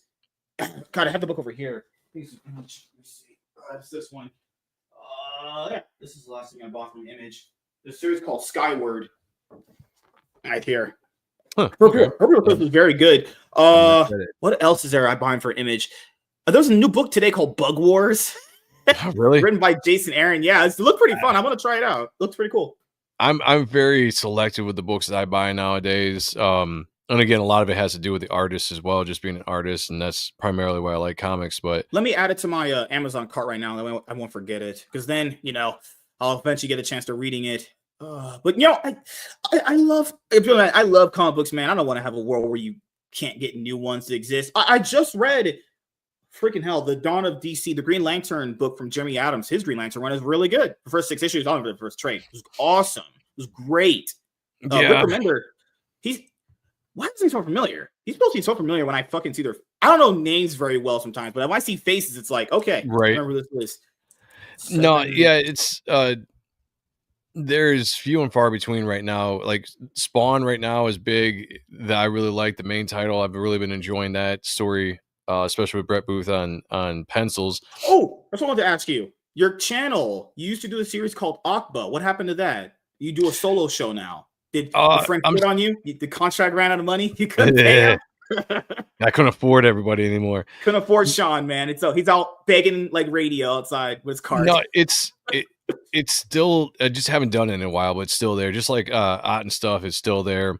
Kayla is in the chat. She was one of my co-hosts on Akba, and she's she went through some things. She couldn't stream for a while. Sean went through some things, couldn't stream for a while. So it forced me to kind of go do my own solo show just to hold space, which I've actually really been enjoying. And it's been a fun show. But Akba will be coming back. It'll be coming back.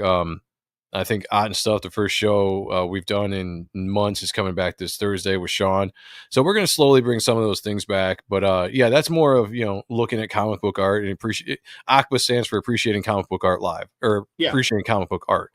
Yeah, because Kayla said she was going to come on the show for a one-on-one a long time ago, but she's been busy too with like 3 jobs and shit. It's like, oh my God, man. She's a busy person, that's for sure. Yeah. So I do have plans to bring that show back at some point, but right now I'm doing specifically the Spawn review on Mondays with the Gooch, Zach, and Paul from Project Niosis, and we just basically review Spawn books, and then I'm doing the Ronin Joe show that was on Thursdays that's moving to Sundays now, which is basically just me shooting the shit with the chat and kind of going over latest pop culture stuff. And just, it's a chance for me to just kind of talk about things I don't normally talk about on the other shows. Right. Cause I like to keep shows separate to what they are, so every show is different. You watch the Spawn review, it's about Spawn. Akba is about comic book art. Ott and Stuff is about something different. The Ronin show, Joe, is more just me talking about the things I want to talk about, maybe getting into some subjects that aren't comics. Like there's some things I want to talk about, like conspiracies, maybe some politics every once in a while, once I actually get the show rolling and people introduced into what I'm doing. So it's just kind of an all of everything show that I like to do. But yeah, Akba will be coming back soon. Because like with Spawn, I was just gonna start reading a lot of it in just the compendium format they have, because they said a lot of the early Spawn books have great art but horrible writing. I would imagine it was early Image, Yeah. Do you still feel that way, that the original Image stuff was just good art but bad writing? Some of it was. I actually push back a little bit on the people that just like to generalize. They just they just like to generalize and be like, all Image was bad writing. I don't think it was that's true. I think early on you had artists that were learning how to write and and all that kind of stuff. So there were clunky stories at times, and maybe pacing was not the greatest. But I don't think they were bad. Like the Wildcats miniseries, issues 1 through 4, before it went into ongoing, I thought was pretty good. I thought it was a compelling story. It was fun. The character introductions were great. It was an expansive world and lore and history that they were introducing into that book. The same with the Savage Dragon for a little bit. That was just a fun kind of crime superhero thriller still book. Going on. Still unfortunately, it's still going on because that went off the rails a long time ago. But a lot of the books that Image put out, I thought were actually they don't get the credit they should, and I think it's because, and no offense to people out there, but there are some people out there that really hold comic book writing to like some kind of crazy high degree that like has to be, Shakespearean, Lord of the Rings, or it's bad, And I'm just like, yeah, maybe some genres of comics are like that, but not everything. Just like, what do you think of what's the characters that Rob Liefeld's going to come back and do? My God, Youngbloods. Yeah, what did you think of the original Youngblood? Because even he didn't care for Youngbloods because he sold that off to a bunch of different people with Youngbloods throughout the years. He didn't sell it off because he didn't care about it. In my opinion, from hearing him talk, it was almost kind of not necessarily quote unquote bad business deals, but it was like, licensing the characters out to when you're bringing in partners and you're creating companies, you bring in partners and they get a share of this, they get a share of that. And when it goes south, those people kept those shares and he just kind of lost the characters. So he didn't necessarily sell the characters because he didn't like them. The original Youngblood was okay. The art was great. I loved it. The story to me was kind of I feel like it didn't have a direction, like a really like solid direction where the story was going. It was almost like every issue kind of, I don't want to say it was standalone because it wasn't. There was a arcane story that was involved there, but it just didn't feel like put together as much as like Wildcats or Mhm. even Spawn. As much people want to give Todd McFarlane shit for his writing when it came to Spider-Man and then into Spawn, I still think that there was an idea that he was fleshing out. It was just the way that he was writing. It just the Mhm. style of writer he was. He was getting.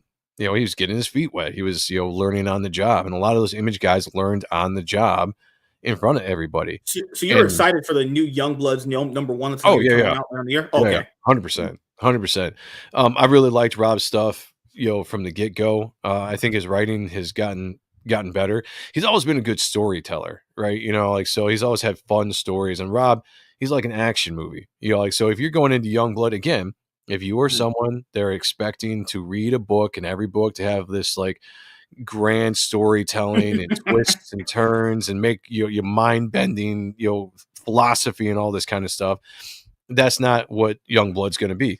Youngblood is an action movie. If you want to go watch an action movie, you go watch Die Hard because you want to watch, a dude kill bad guys, and there's a story there. It's not very deep, but there's a story there. That's what it is. Like some comics are just fun action comics. They don't have to be, the Killing Joke or stuff like that. It doesn't have to be that deep. So yeah, I'm extremely excited for Happens with Youngblood. movies too. Like everyone has to understand, you're not always going to go to the fucking movie theater and see Jaws or any masterpiece movie you consider a masterpiece. Pretty much most of the movies you're going to watch are like average to good. That's that Yeah. range, Well, it's or they're all just really shit. it's all genre, right? Certain genres elevate writing, elevate story. You expect to see something like you go to see like Lord of the Rings, you expect to see some classic, cinematography and story and acting and all this kind of stuff. You expect to see that because that's the genre that it's in. I used Hot Shots again in the 90s. That's a slapstick comedy. You don't go watching that movie thinking it's going to be some serious movie or that's going to change the world. No, you're going to watch stupid slapstick comedy because that's the genre of the movie. Comics are the same thing. There's many different genres of comics, and ranging from silly all the way up to very well written, very well crafted masterpieces of work. And then there's all sorts of in between. But there are certain people out there I feel like view all comics in one frame of view. Yeah, it's the thing is And if they don't fit it, it's bad. the average person literally cannot hold more than two thoughts in their head. They literally only have one thought process, and then that's it. That's why the way I was able to look at things and get better at reviewing things is I had to expand my mindset on this genre. This is kind of the normal stuff for it. This genre, this is kind of the normal stuff for it. A lot of people think, well, this has only happened this one way. It's like, no, there's multiple. I think people just lack nuance when they're talking about stuff. They just only think of things so black and white, and it's like, well, if you think of things that way, then nothing will ever penetrate your mind to expand your mindset because you're thinking of things in only A and B level of thinking. You know? Yeah, they take in only what they like as good and everything else is bad. And that's, I mean, that's human nature, right? But that's just why Yeah. I push back on a lot of things when people are like, "Oh, this was bad, this was bad." We're like, "Well, why is it bad?" Like John's Longbox, great dude, love him. I think he's going to have a really awesome comic coming out. He's a good, as far as I can tell, he's a pretty good storyteller. But when he says something like Deadpool wasn't good because it had a bad story, well, I'm just like, what were you expecting out of a movie like that? Like, what really story were you looking at? Like, because a character like that is not going to give you a compelling story that's going to make you think, or anything like that, because that's not the genre of movie. And I feel like there's people like that when they read comics. Like you pick up a certain comic, like, oh, it wasn't good because of this. Like, all right, other people like things for other reasons. Like I like to sometimes just sit down and have an entertaining movie where I don't have to think a lot because I just want to be entertained. Or sometimes I like to sit down and watch a movie that has really got my brain going. All this kind of stuff. It's really got me on the edge of the seat. I'm wondering where the characters are going. It's highly compelling and all that kind of stuff because that genre is there for me to enjoy. So yeah, I don't know. It's just enjoy what you enjoy, But if somebody, I don't know. I could start ranting and rambling on that, but I just think it's too much. It's too nuanced just to say to fit everything in the same box when it's Yeah, a lot of so things just different. lack so much nuance. Like, good lord, people sometimes, even for storytelling, like Devil Wolverine, there was a story there. It's not a great one, but there's a story there of him trying to Yeah, be. it's a Accept. Never story. mind. Yeah. First part of the movie is him getting told that he's not good enough for the Avengers.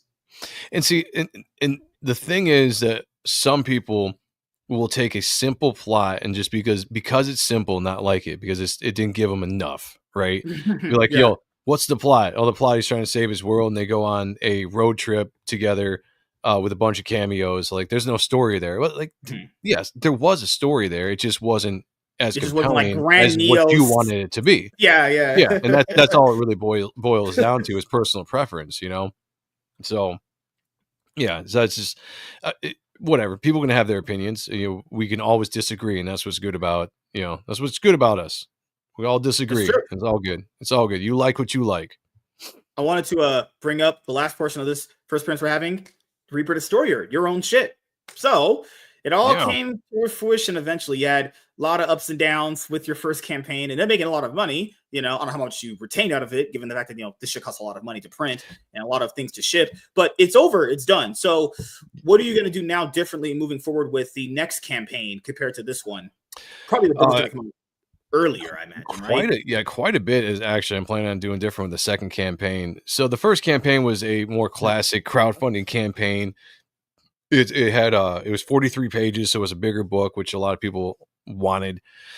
I found in the course of making that book that's not really what I want to do. I want to make comic books. I don't want to make graphic novels. So I going forward, I'm going to do more of a classic like the book's not going to be monthly when I say this, but more of a classic monthly book. When I say that, I mean 20 pages, 24 pages, standard size floppy book instead of like these bigger books that take forever to put out.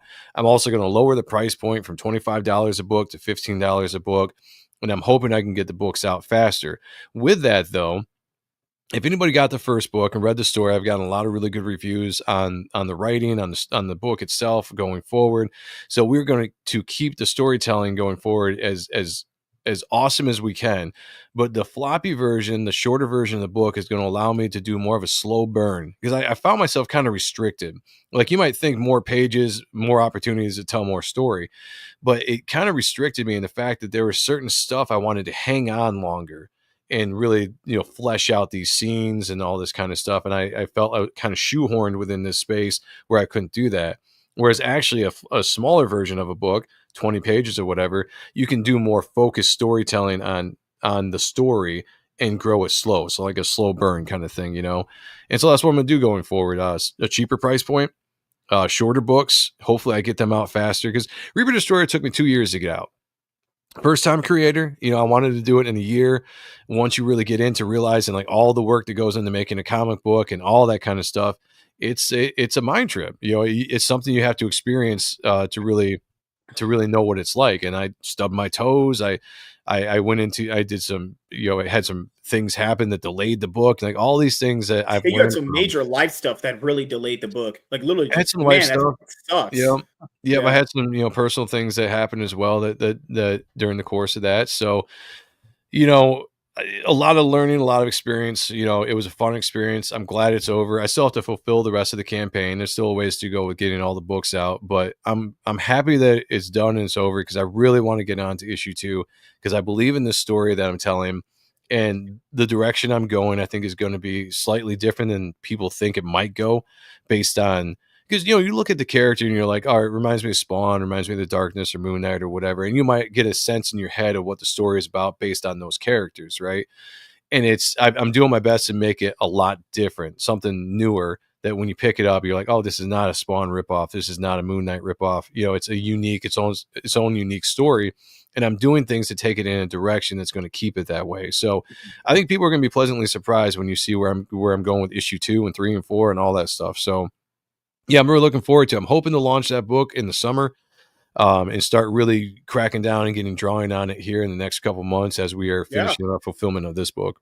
It's crazy that I met you in 2021 and the closeout campaign for was in the year of 2025. How time's passed in about 3.5 years, essentially. Holy It's shit. been really yeah, because we launched it in the May of 2022, May 14th of 2022. And yeah, here we are, officially started fulfilling in 2024, but early part of 2025. Yeah, the Yeah. time flew. It went by like that. And it is crazy. So one of my biggest things is like I don't want to be 50 years old only putting out like 5 books. Like my Yeah. goal, my idea is to actually get the book to where I'm putting out multiple books a year. I don't Mhm. know if I'll ever be able to get to a monthly kind Oh of, no, I don't know. you know what I'm That's saying? crazy. But I would love to get like 3 books out a year if I could get to a point where you're getting ahead and all that kind of stuff, or I could go full time at some point and do it. Um, Besides that, I'm trying to grow my entire company. I've got other titles that I'm going to be releasing in the next few What's the thing years. that Kayla's working on? Because she said you hired her as a writer on something. What was that? So she did a short story for me in a supplemental book that you could have gotten on the campaign, and it was just kind of a backup story of one of my characters that's in the main book. But I have hired her on to do more writing for me in the future. She's developing a story right now for me with a creative team that we're going to try to launch her book hopefully sometime in the fall is what I'm Are you I'm the aiming editor that for. she talked about where he told her all her ideas were bad? What if that came No, full no, no, circle no. and she talks about editors and you're the editor that's bad for her? That would No, be I don't consider myself an editor because I don't think like an editor.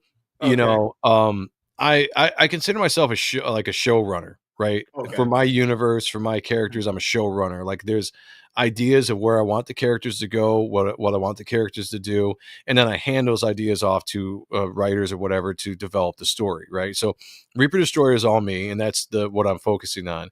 But I have other characters I want to see get onto into books and start developing the story. So a writer like Kayla, who really gets my universe, and that's one of the reasons why I'm really working with her to develop some of these other characters, is because she really gets and Yeah. loves the characters themselves. So I'm like, let's do that. I want to have this character have their own title. I want you to write it. This is the story I'm thinking of what I want to see happen. Now you have the freedom to, in 5 issues, to tell Yeah. the story. So I'm doing that, and there's other characters. I've talked to another writer about another title that I want to get out, and so on and so forth. And I want to expand the Superior Press universe to be ultimately putting out like maybe 3 or 4 different titles a year, and then as we go, multiply that to each of those titles, getting multiple books, Are you coming ever out. gonna do a Reaper Destroyer trade paperback if you get like 5 issues deep? Yeah, I think the first story arc I'll collect, once because it's an ongoing story. It's designed to be like Spawn, it's designed to be an ongoing story. Yeah. I'm just going to keep on telling stories, but there are story arcs within those stories. So once we get to the first story arc wrap up, which might be around issue 5 or so, then I will definitely think about collecting them in a trade and trying to put them out. I mean, my ultimate goal is I want to get them onto the store at some point, so get out enough It would have stuff. been awesome if Diamond didn't have bankruptcy issues and they try to fuck over the industry. Was that you could have maybe gotten an Antarctic Press to fucking potentially have your stuff in stores? Because I know they were like the smaller publisher that got like people like your level in Yeah, the comic book stores. Now you don't even have that route. Do you ever it want to is. be in stores? Essentially, Oh, is that even 100%. lucrative? Oh, Yeah, okay. I still want to get my books in the stores because as much as LCSs might be dying off, I still think it's the primary place where comic book fans go to get their True. books, Yeah. right? So I want to get my book in the stores. However that works is however it works. Diamond going down, we'll see what happens with them. But there's other ways to get your Yeah. books. You want to do it the old school way. You want to you want to spend hours and hours calling up random comic book stores and trying to sell your Yeah. book to them and send them, be like, do it that way, the grassroots. There's ways to do it. And maybe one day I can find somebody, a bigger publisher to pick up the books. Who knows?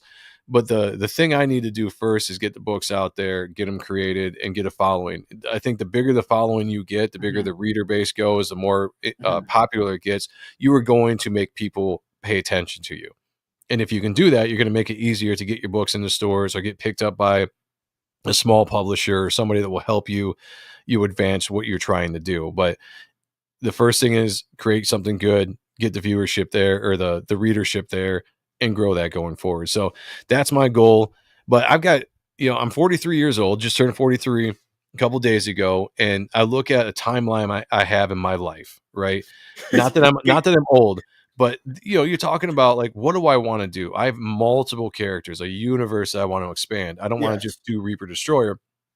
personally, me, yeah, I will keep on drawing and writing Reaper Destroyer, but there are so many things in my head I want developed, and I don't want to wait. I'm an impatient guy, So Oh, same if I here. Yeah. find people I trust, like Kayla and some other people I'm talking about working with, that I can give my characters to, that I know will handle them well, that will develop them the way I want them to develop, and then also giving them the freedom to write, I'm going to do that, and I want to get these books out. I want Superior Press to be a name that people know going forward for the next, within the next 5 years. I want a lot of people knowing what Superior Press is, because it's got 1, 2, 3, 4, 5 titles coming out, and they're all fun You're books. essentially They're all trying to fun be on characters. the level of maybe essentially like an Iconic Comics where people know you're a known Yeah. indie essentially. Yeah. Yeah, That's not yeah, a bad yeah. idea. Absolutely. It's always been my goal. Like when I was younger, I wanted to have my own studio within Image Comics. Like that was always my goal, right? And so Yeah. I'm essentially still doing the same thing, except just on my own terms, on my own platforms. But yeah, because When is Sean's book coming out? He was the type one. he's working on it. I think I don't probably 2026. I'm thinking it will probably be Okay. a better target goal for when that's actually done and in people's hands. Are you going to have But a that's no website longer. for your company? I'm pretty sure you said you were going to build a website at some point. Yeah, I've got a website that I'm currently building. Mm. Once I actually get it to the point where I think it's professional looking, Yeah. and that's the thing. I'll get it out there. But yeah, that would be like my own personal website where you can get books, prints. There'll be exclusives and stuff like that that get released on the website, and then hopefully have news and stuff like that. Of the bigger you get, have breaking news and articles and things I can put up of stories and characters being created and coming You out. have a And long-term all that. goal for what you want this to look like. Yeah, for Oh me, yeah, yeah. I know there's people out there with like 3 YouTube channels. I want to get back to I want to get on the point where I can bring back the Yu-Gi-Oh stuff on a third channel. I already created it. Everything's already created. I just have to now Nice. get the more free time to put more content out there, because I do stuff for the main channel, which is this one, the comic book one. Oh my God. If I knew back in the day that comic book content took this much to do, I would have started years ago. Like comic book A content lot of is work. crazy. Whenever you do new content, I always get like, for me, I always get so nervous sometimes doing it because it's new. I don't know how to really, because comic content is different from doing like movie reviews, TV reviews, Right. anything. Comic Yeah, content is yeah. like literally, if someone finds out that you're faking what you know, you will be you're not living that down. That's why I'm always, I'm always upfront. I'm like, hey, if I don't know this, I will say, hey, I'm not too familiar with the situation. Maybe you can educate me. I'm always have to be educated on something I don't know. I do the same thing on the Spawn review. Like, I try to let people know, like, look, the Spawn review is not a show of experts. Like Yeah. me personally, I stopped reading Spawn at 100 and started again around 300 and then again around 350. I was like, so there's giant gaps in the Spawn mythos that I don't really know. So the show is more designed for me to discover things that I missed out on while also giving my thoughts on the current states of the book. So I'm always telling people, like, if you know something in the chat and I'm talking about something and you see me saying, like, I don't know, I can't remember that, fill me in, let me know, because that's what the show is about. Like, I'm not an expert on Spawn. I'm just running a show because I love the character and I love talking about it. It's a fun show. So yeah, I try to be the same way too. I'm honest. Like I'm not a What know-it-all. other mainstream stuff have you read? Did you read Daniel Warren Johnson's Transformers run currently? Not yet. Okay. There's not a ton of mainstream stuff I read right now. It's mostly just Spawn. Do you read the Ghost Machine stuff like Kayla talked about? I've got a lot of the Ghost Machine books. I haven't read them. You like we were talking about before we went live. I got a shit ton of books I haven't read yet. It's just because all I the read was time. the preview book. That was it. The only thing, I mean, Geiger or what his name was, looked interesting. Red Coat's a cool concept. Rook Exodus is the one that I was really like, I will Rook looks buy cool. this. Yeah. Yeah. The Rockefeller one looks so, like, the preview looked good, but I don't know if that staying power. Hornsby and Halo look like shit. That you better not. Don't even bother putting that out, Jeff. You can just cancel that, pay the writer off for the IP, put out that book dies in 5 issues. No one's reading that. That book read like shit. There's been nothing really compelling besides Spawn that has pulled me to buy them on a monthly basis and read them. And I've tried. There's been titles I've tried. I tried with the new X-Men relaunch because the art on there I liked. What was it? Ryan Stegman was doing it, and then Netho Diaz was doing the art. And I liked this art style, so I was giving it a chance, but I couldn't get into the story. Like I can buy the books and look at the art and be like, it's cool stuff, but the story. It's what comic people say. Remember, man, it's a wait for trade. All those X-Men from the Ashes, a new beginning, as I call it, from the asses, a new butthole. You just wait for trade. All that stuff is wait for trade. That's not must buy comic books right now. That's stuff you could read and trade and go, thank God I didn't wait for that fucking shit monthly. Yeah, and that's another problem with the industry, right? There's nothing Mhm, compelling out there that comes out that really forces you to the shops, which is why I'm so impressed with Spawn right now. As being somebody that is more into art than I am to reading, Spawn mhm. is one of those books that actually gets me excited every single month when I know it's coming out. I go there, I buy it, I can't wait to read it. That's the fan in me, right? I wish there were more books like that. There aren't right now. Maybe there will be, but I haven't found anything really on the shelf that has really brought me in. Like, I look at the Marvel shelf, and there's some things I might pick up here or there and give a chance, but I'm like, none of it is compelling me to be like, oh man, this is really good. I want to come back and watch it or read it. Absolute Batman was pretty good. I thought maybe I'd start reading that. I've bought it every single month, but I haven't read past issue one. I have too. You know, There's because I shit just that I've bought and I just have on my pull list because I don't really want to take it off. Like Ultimate Spider-Man, the only reason why I took it off is because I have most of that Ultimate Universe stuff in trade. I just want to just get it in trade mm, now. It's way yeah, better looking on a shelf, as you can see. I forgot this is the yeah. first time you see me in the new house that I have because I have a new Oh, house nice. now. Yeah, yeah. Yeah. So Nice. so Hell I have yeah. all this man comic books. Good lord, this I need new shelves. I need multiple shelves. I think I need a lot more shelves. Let's say that. Good I know lord. I'm running out of room too. I need to redesign my You studio open new down shit and here. you're like, well, I don't know if I can put all my floppies are in a dresser. That's where they're Yeah. at. Yeah. Oh, you should see the rest of my studio over here. It's an absolute mess. Just stacks of books that need to be in boxes, some that need to still be bagged. It's crazy.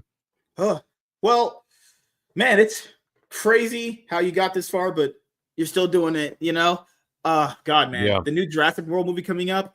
I didn't see the trailer for it because I've seen every single Jurassic movie, all of them. It's one of those Yeah. franchises where you've watched every single movie. I watched all of them. Hmm. I want them to be soft thrillers because I think they make them too much for kids. And it's like even the original really wasn't made for kids. Those velociraptors are going to eat those kids and will murder them in Yeah. pretty gruesome ways. They need to be soft thrillers. Like a dinosaur that lives in the world, like a T Rex, is not going to be like a dog you pet. That would kill you. You Right. know? No, I think the new movie looks really good. I've always loved the series. Yes, there've been stinkers in the series. They Mm, can't all be great, but I've always been a fan of dinosaurs and mm, Jurassic Park series. I think the movie the new one looks really good, the Rebirth. And I have hope. I have hope that it's going to be a fun movie. I hope that they bring a little bit more, like you said, intensity to it. Um, it doesn't look like there's going to be any prime kid characters in it, which I think is mm, always a mistake. Those movies don't need kid characters because I think it holds back of what you can actually kind of do in a mm, PG-13 setting. But in a PG-13 setting with adults, you can do a lot, when it comes to intensity, deaths, and all this kind of stuff. So yeah, I'm looking forward to it, man. I hope it sparks, and this new trilogy is going to be something that was really good. The Lost World trilogy started out pretty good. It was a semi kind of like mm. soft reboot. It had a feel of the original, which was fun, but it also had something new in it. Chris Pratt did a great job, I thought. And then I thought the other two that came out after that were kind of just like, I wasn't happy with where So they were going bad. with the The story. first Yeah, one, I like that. I think the only good movies in the universe is the very first one with Steven Spielberg and the Jurassic World first movie. I think the second original one is not good. The third one with the talking dinosaur and his dream was bad. Oh, most of those movies are not good, but the ones that are yeah, good stick out. That's why it's rare to have a good Jurassic World movie. Like Jurassic World Dominion, that might have been one of the worst modern that day was movies bad. I've ever seen. That was just Yeah, that like was no that was one's really bad. trying. God, the Yeah, story was so awful. Oh, I wish I they could get my money back if I could. That was bad. Yeah, that's the worst one in the series. And I used to think number 3 was the worst one in the series, but It was like, hold my 6 beer. We can do yeah, worse. 6 took the cake on being the bad one. The Lost World or Jurassic Park Lost World, the second one, was good up until the San Diego, the third act. If they had Yeah, just third act. kept the Yeah. third act out, it would have been a great movie. They Yeah. didn't need the Mhm. third act. They didn't need the T-Rex running around in San Diego. That didn't need to happen. That kind of lessened the movie for me. But up until that point, solid movie. The third movie had a lot of potential, but it seemed like it was really just kind of leaning into it was a lazy story, and there was nothing really compelling about it besides Mhm. Grant coming back, and it was cool to see Alan Grant. Mhm. But the story overall was just kind of like, the Spinosaurus was kind of like, whatever. Lost World came around, fun movie, semi reboot, had a feel of the original, had some new stuff in it. It gave you that hope, the excitement, and then two stinkers right after it. it was just like I feel like they didn't really know what they were going to do with that series, or didn't expect it to be as popular as it was, and they just quickly threw it into production and be like, we need to pump these out. We need to pump this trilogy out, Yeah, make the money while we can. And that's how it came off of. So I hope it's a well thought out new trilogy with Rebirth, and I hope that it hits good. I feel like it's going to a July release. yeah, Jurassic, Dinosaurs. I feel like it's going to do pretty good in the box office. I just hope they have a good way of going. Now, I will say this: I'm ready for something new with the Jurassic Park series. We've seen 6 same. movies Yeah. now of just dinosaurs and all this kind of stuff. There's all these rumors right now with like these mutant dinosaurs that are going to be in this new movie. So it gives you a little bit more of a horror element, some newer things. I am ready to kind of go forward and be like, how far are you going to push that? Are we going to see human dino, hybrids that are going to go forward? Because I'm ready to kind of get into new territories with Yeah. this Franchise gotten franchise. really stale. Like Yeah, it the has. Jurassic We World, can't do 3 of the same, as we yeah, did, because the Jurassic World concept was cool, and it finally brought out the aspect of like, okay, the dinosaurs are now in the world, but the execution on the later 2 movies were just bad in every single way. Like the Yeah. first, and that's the thing is, I think if you make them soft thrillers where anything can happen, I think that could revitalize the movies too, because you kind of know a lot of these the main hero is going to live. Out of Yeah. most of these, and I feel like they never show up the dinosaurs in more different ways than, hey, I'm roaring and I'm gonna kill you, but I don't kill you because I like you as a human. And it's like they would, that wouldn't happen. I Right. don't believe they would just let So you live. the whole concept with like the blue character and Chris Yeah. Pratt's character, Mhm. I thought was it was a cool concept, Mhm. but I thought they pushed it too far because, like you said, in the third movie when it's almost like a pet raptor, I thought that was just it was a little too much. I didn't mind the idea of training a dinosaur much like you train a wild animal, but the wild animal is still wild. You still got to watch out; it could still kill you any second.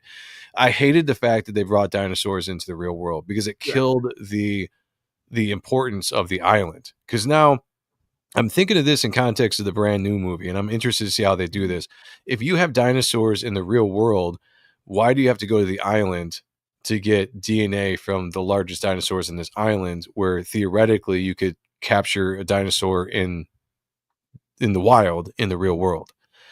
So are they going to do something where maybe they retcon that a little bit? Maybe the dinosaurs didn't last very long in the real world, or they find a way to contain them, or something like that. So now you have the specialness of having to go to this isolated place where you are lower on the food chain is more important, right? It feeds more into the story of the danger. Mhm. Otherwise, you're living in a world of Mhm.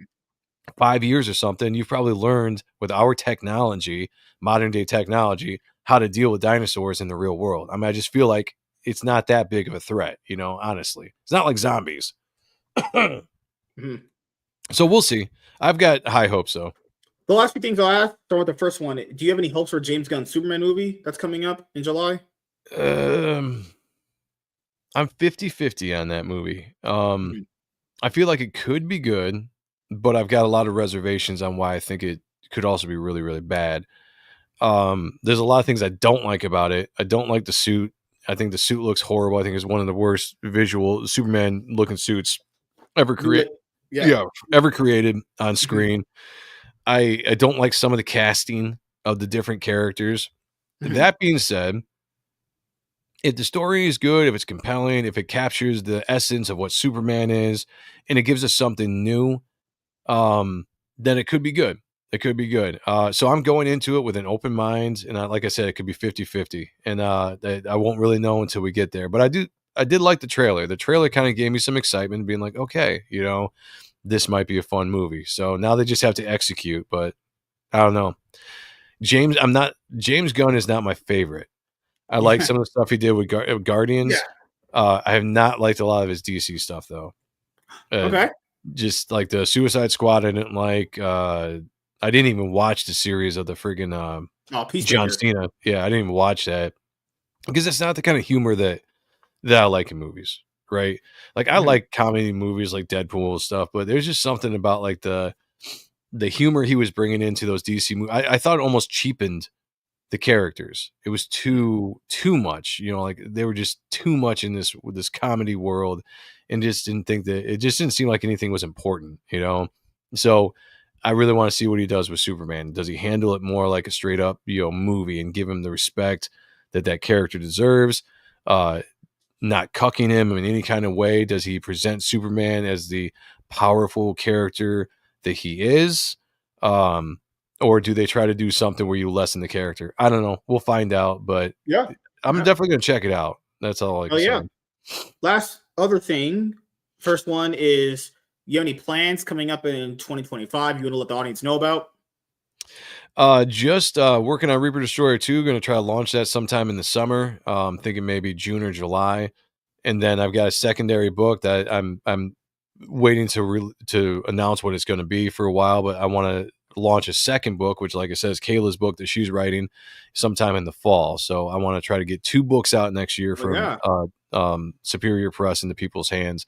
And that's just the YouTube channel is growing slow, but it's growing. The Ronin Joe show on Sundays at 10 p.m. going Kayla. forward. Akbo will be coming back, and Appreciating Comic Book Art will be coming back. I got the Spawn review on Mondays and and stuff. So lots of things happening, but primarily I'm focused on Reaper Destroyer, expanding the brand, so that's what you're going to see from me going forward. So follow me on YouTube, Joe M. Sontag. Follow me on social media, Joe M. Sontag. Just type it in, you'll find me. Make sure you go to the YouTube channel, like and subscribe to that, because like I said, trying to grow it, growing slow, but definitely become a sub to that channel. I'd really appreciate it. And back Reaper Destroyer 2 when it comes out. Get on the mailing list when I drop it. And don't be like Bonnie Blue, sleeping with 1,057 men in under 24 hours. Yeah, that's crazy. Don't do that. Don't do that. Yeah, and also don't bring those women flowers when you're doing that. That makes you a loser. Yeah, that sounds bad. Good Lord. Imagine seeing all those condom wrappers and she's a fucking cum dumpster and you're just like, hey, I must bring you flowers, my lady. You're a loser. Oh, that's horrible. God, that's sad. Disgusting. Imagine how sticky she is afterwards. Oh no. Imagine being the 1,000th guy. 57th guy, yeah. Ugh. Now her vagina must just look like, oh my God, I can't even imagine it.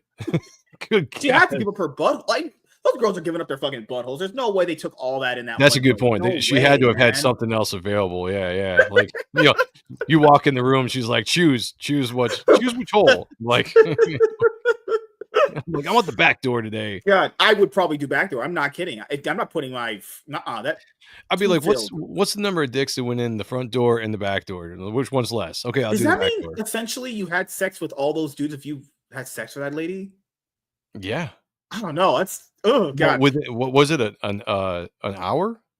It wasn't so an hour, essentially the average man would have had to have lasted a minute and 3 seconds inside of her.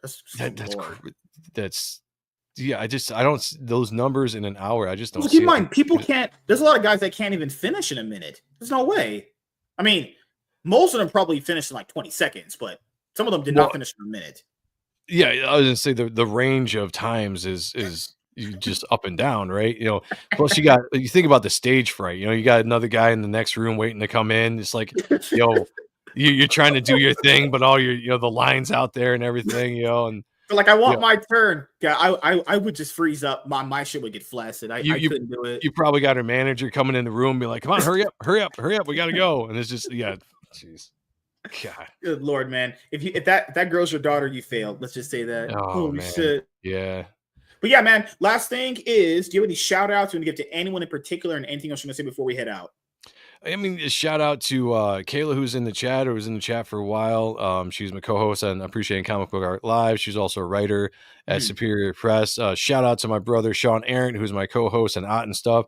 Shout out to the Gooch, who has an amazing channel over on Diabolical Soul Studios, who is one of my co-hosts on Spawn Review. And just shout out to my backers. Like I said before, everybody that supported the project for the last 2 years, bought the book, has stuck with me this long, been patient with me, been very supportive. Couldn't have done it without any of my backers. So shout out to you guys and shout out to my family for being there for me for the last few years with this journey. So yeah, thanks for having me on, man. This is always a blast every time I'm on with you. Yeah, anytime. Yeah, you guys have given me the freaking confidence to do my own comic book channel now. Actually, nice. It was nice. Your channel. I know people don't like JDA. He's a weirdo. His comic book channel. It was near mint condition, and a few other channels, and I was like, you know what? I really just want to start reviewing comics. I've always really kind of wanted to do it, and I was like, you know what? I'm just gonna fucking start doing it. And then I messed up along the way. There's some videos with my main channel outro on them, but you It happens. live and learn. Yeah, Yep, I've done it before. You get too many shows, too many intros. You run the wrong one. You're like, oh well, whatever.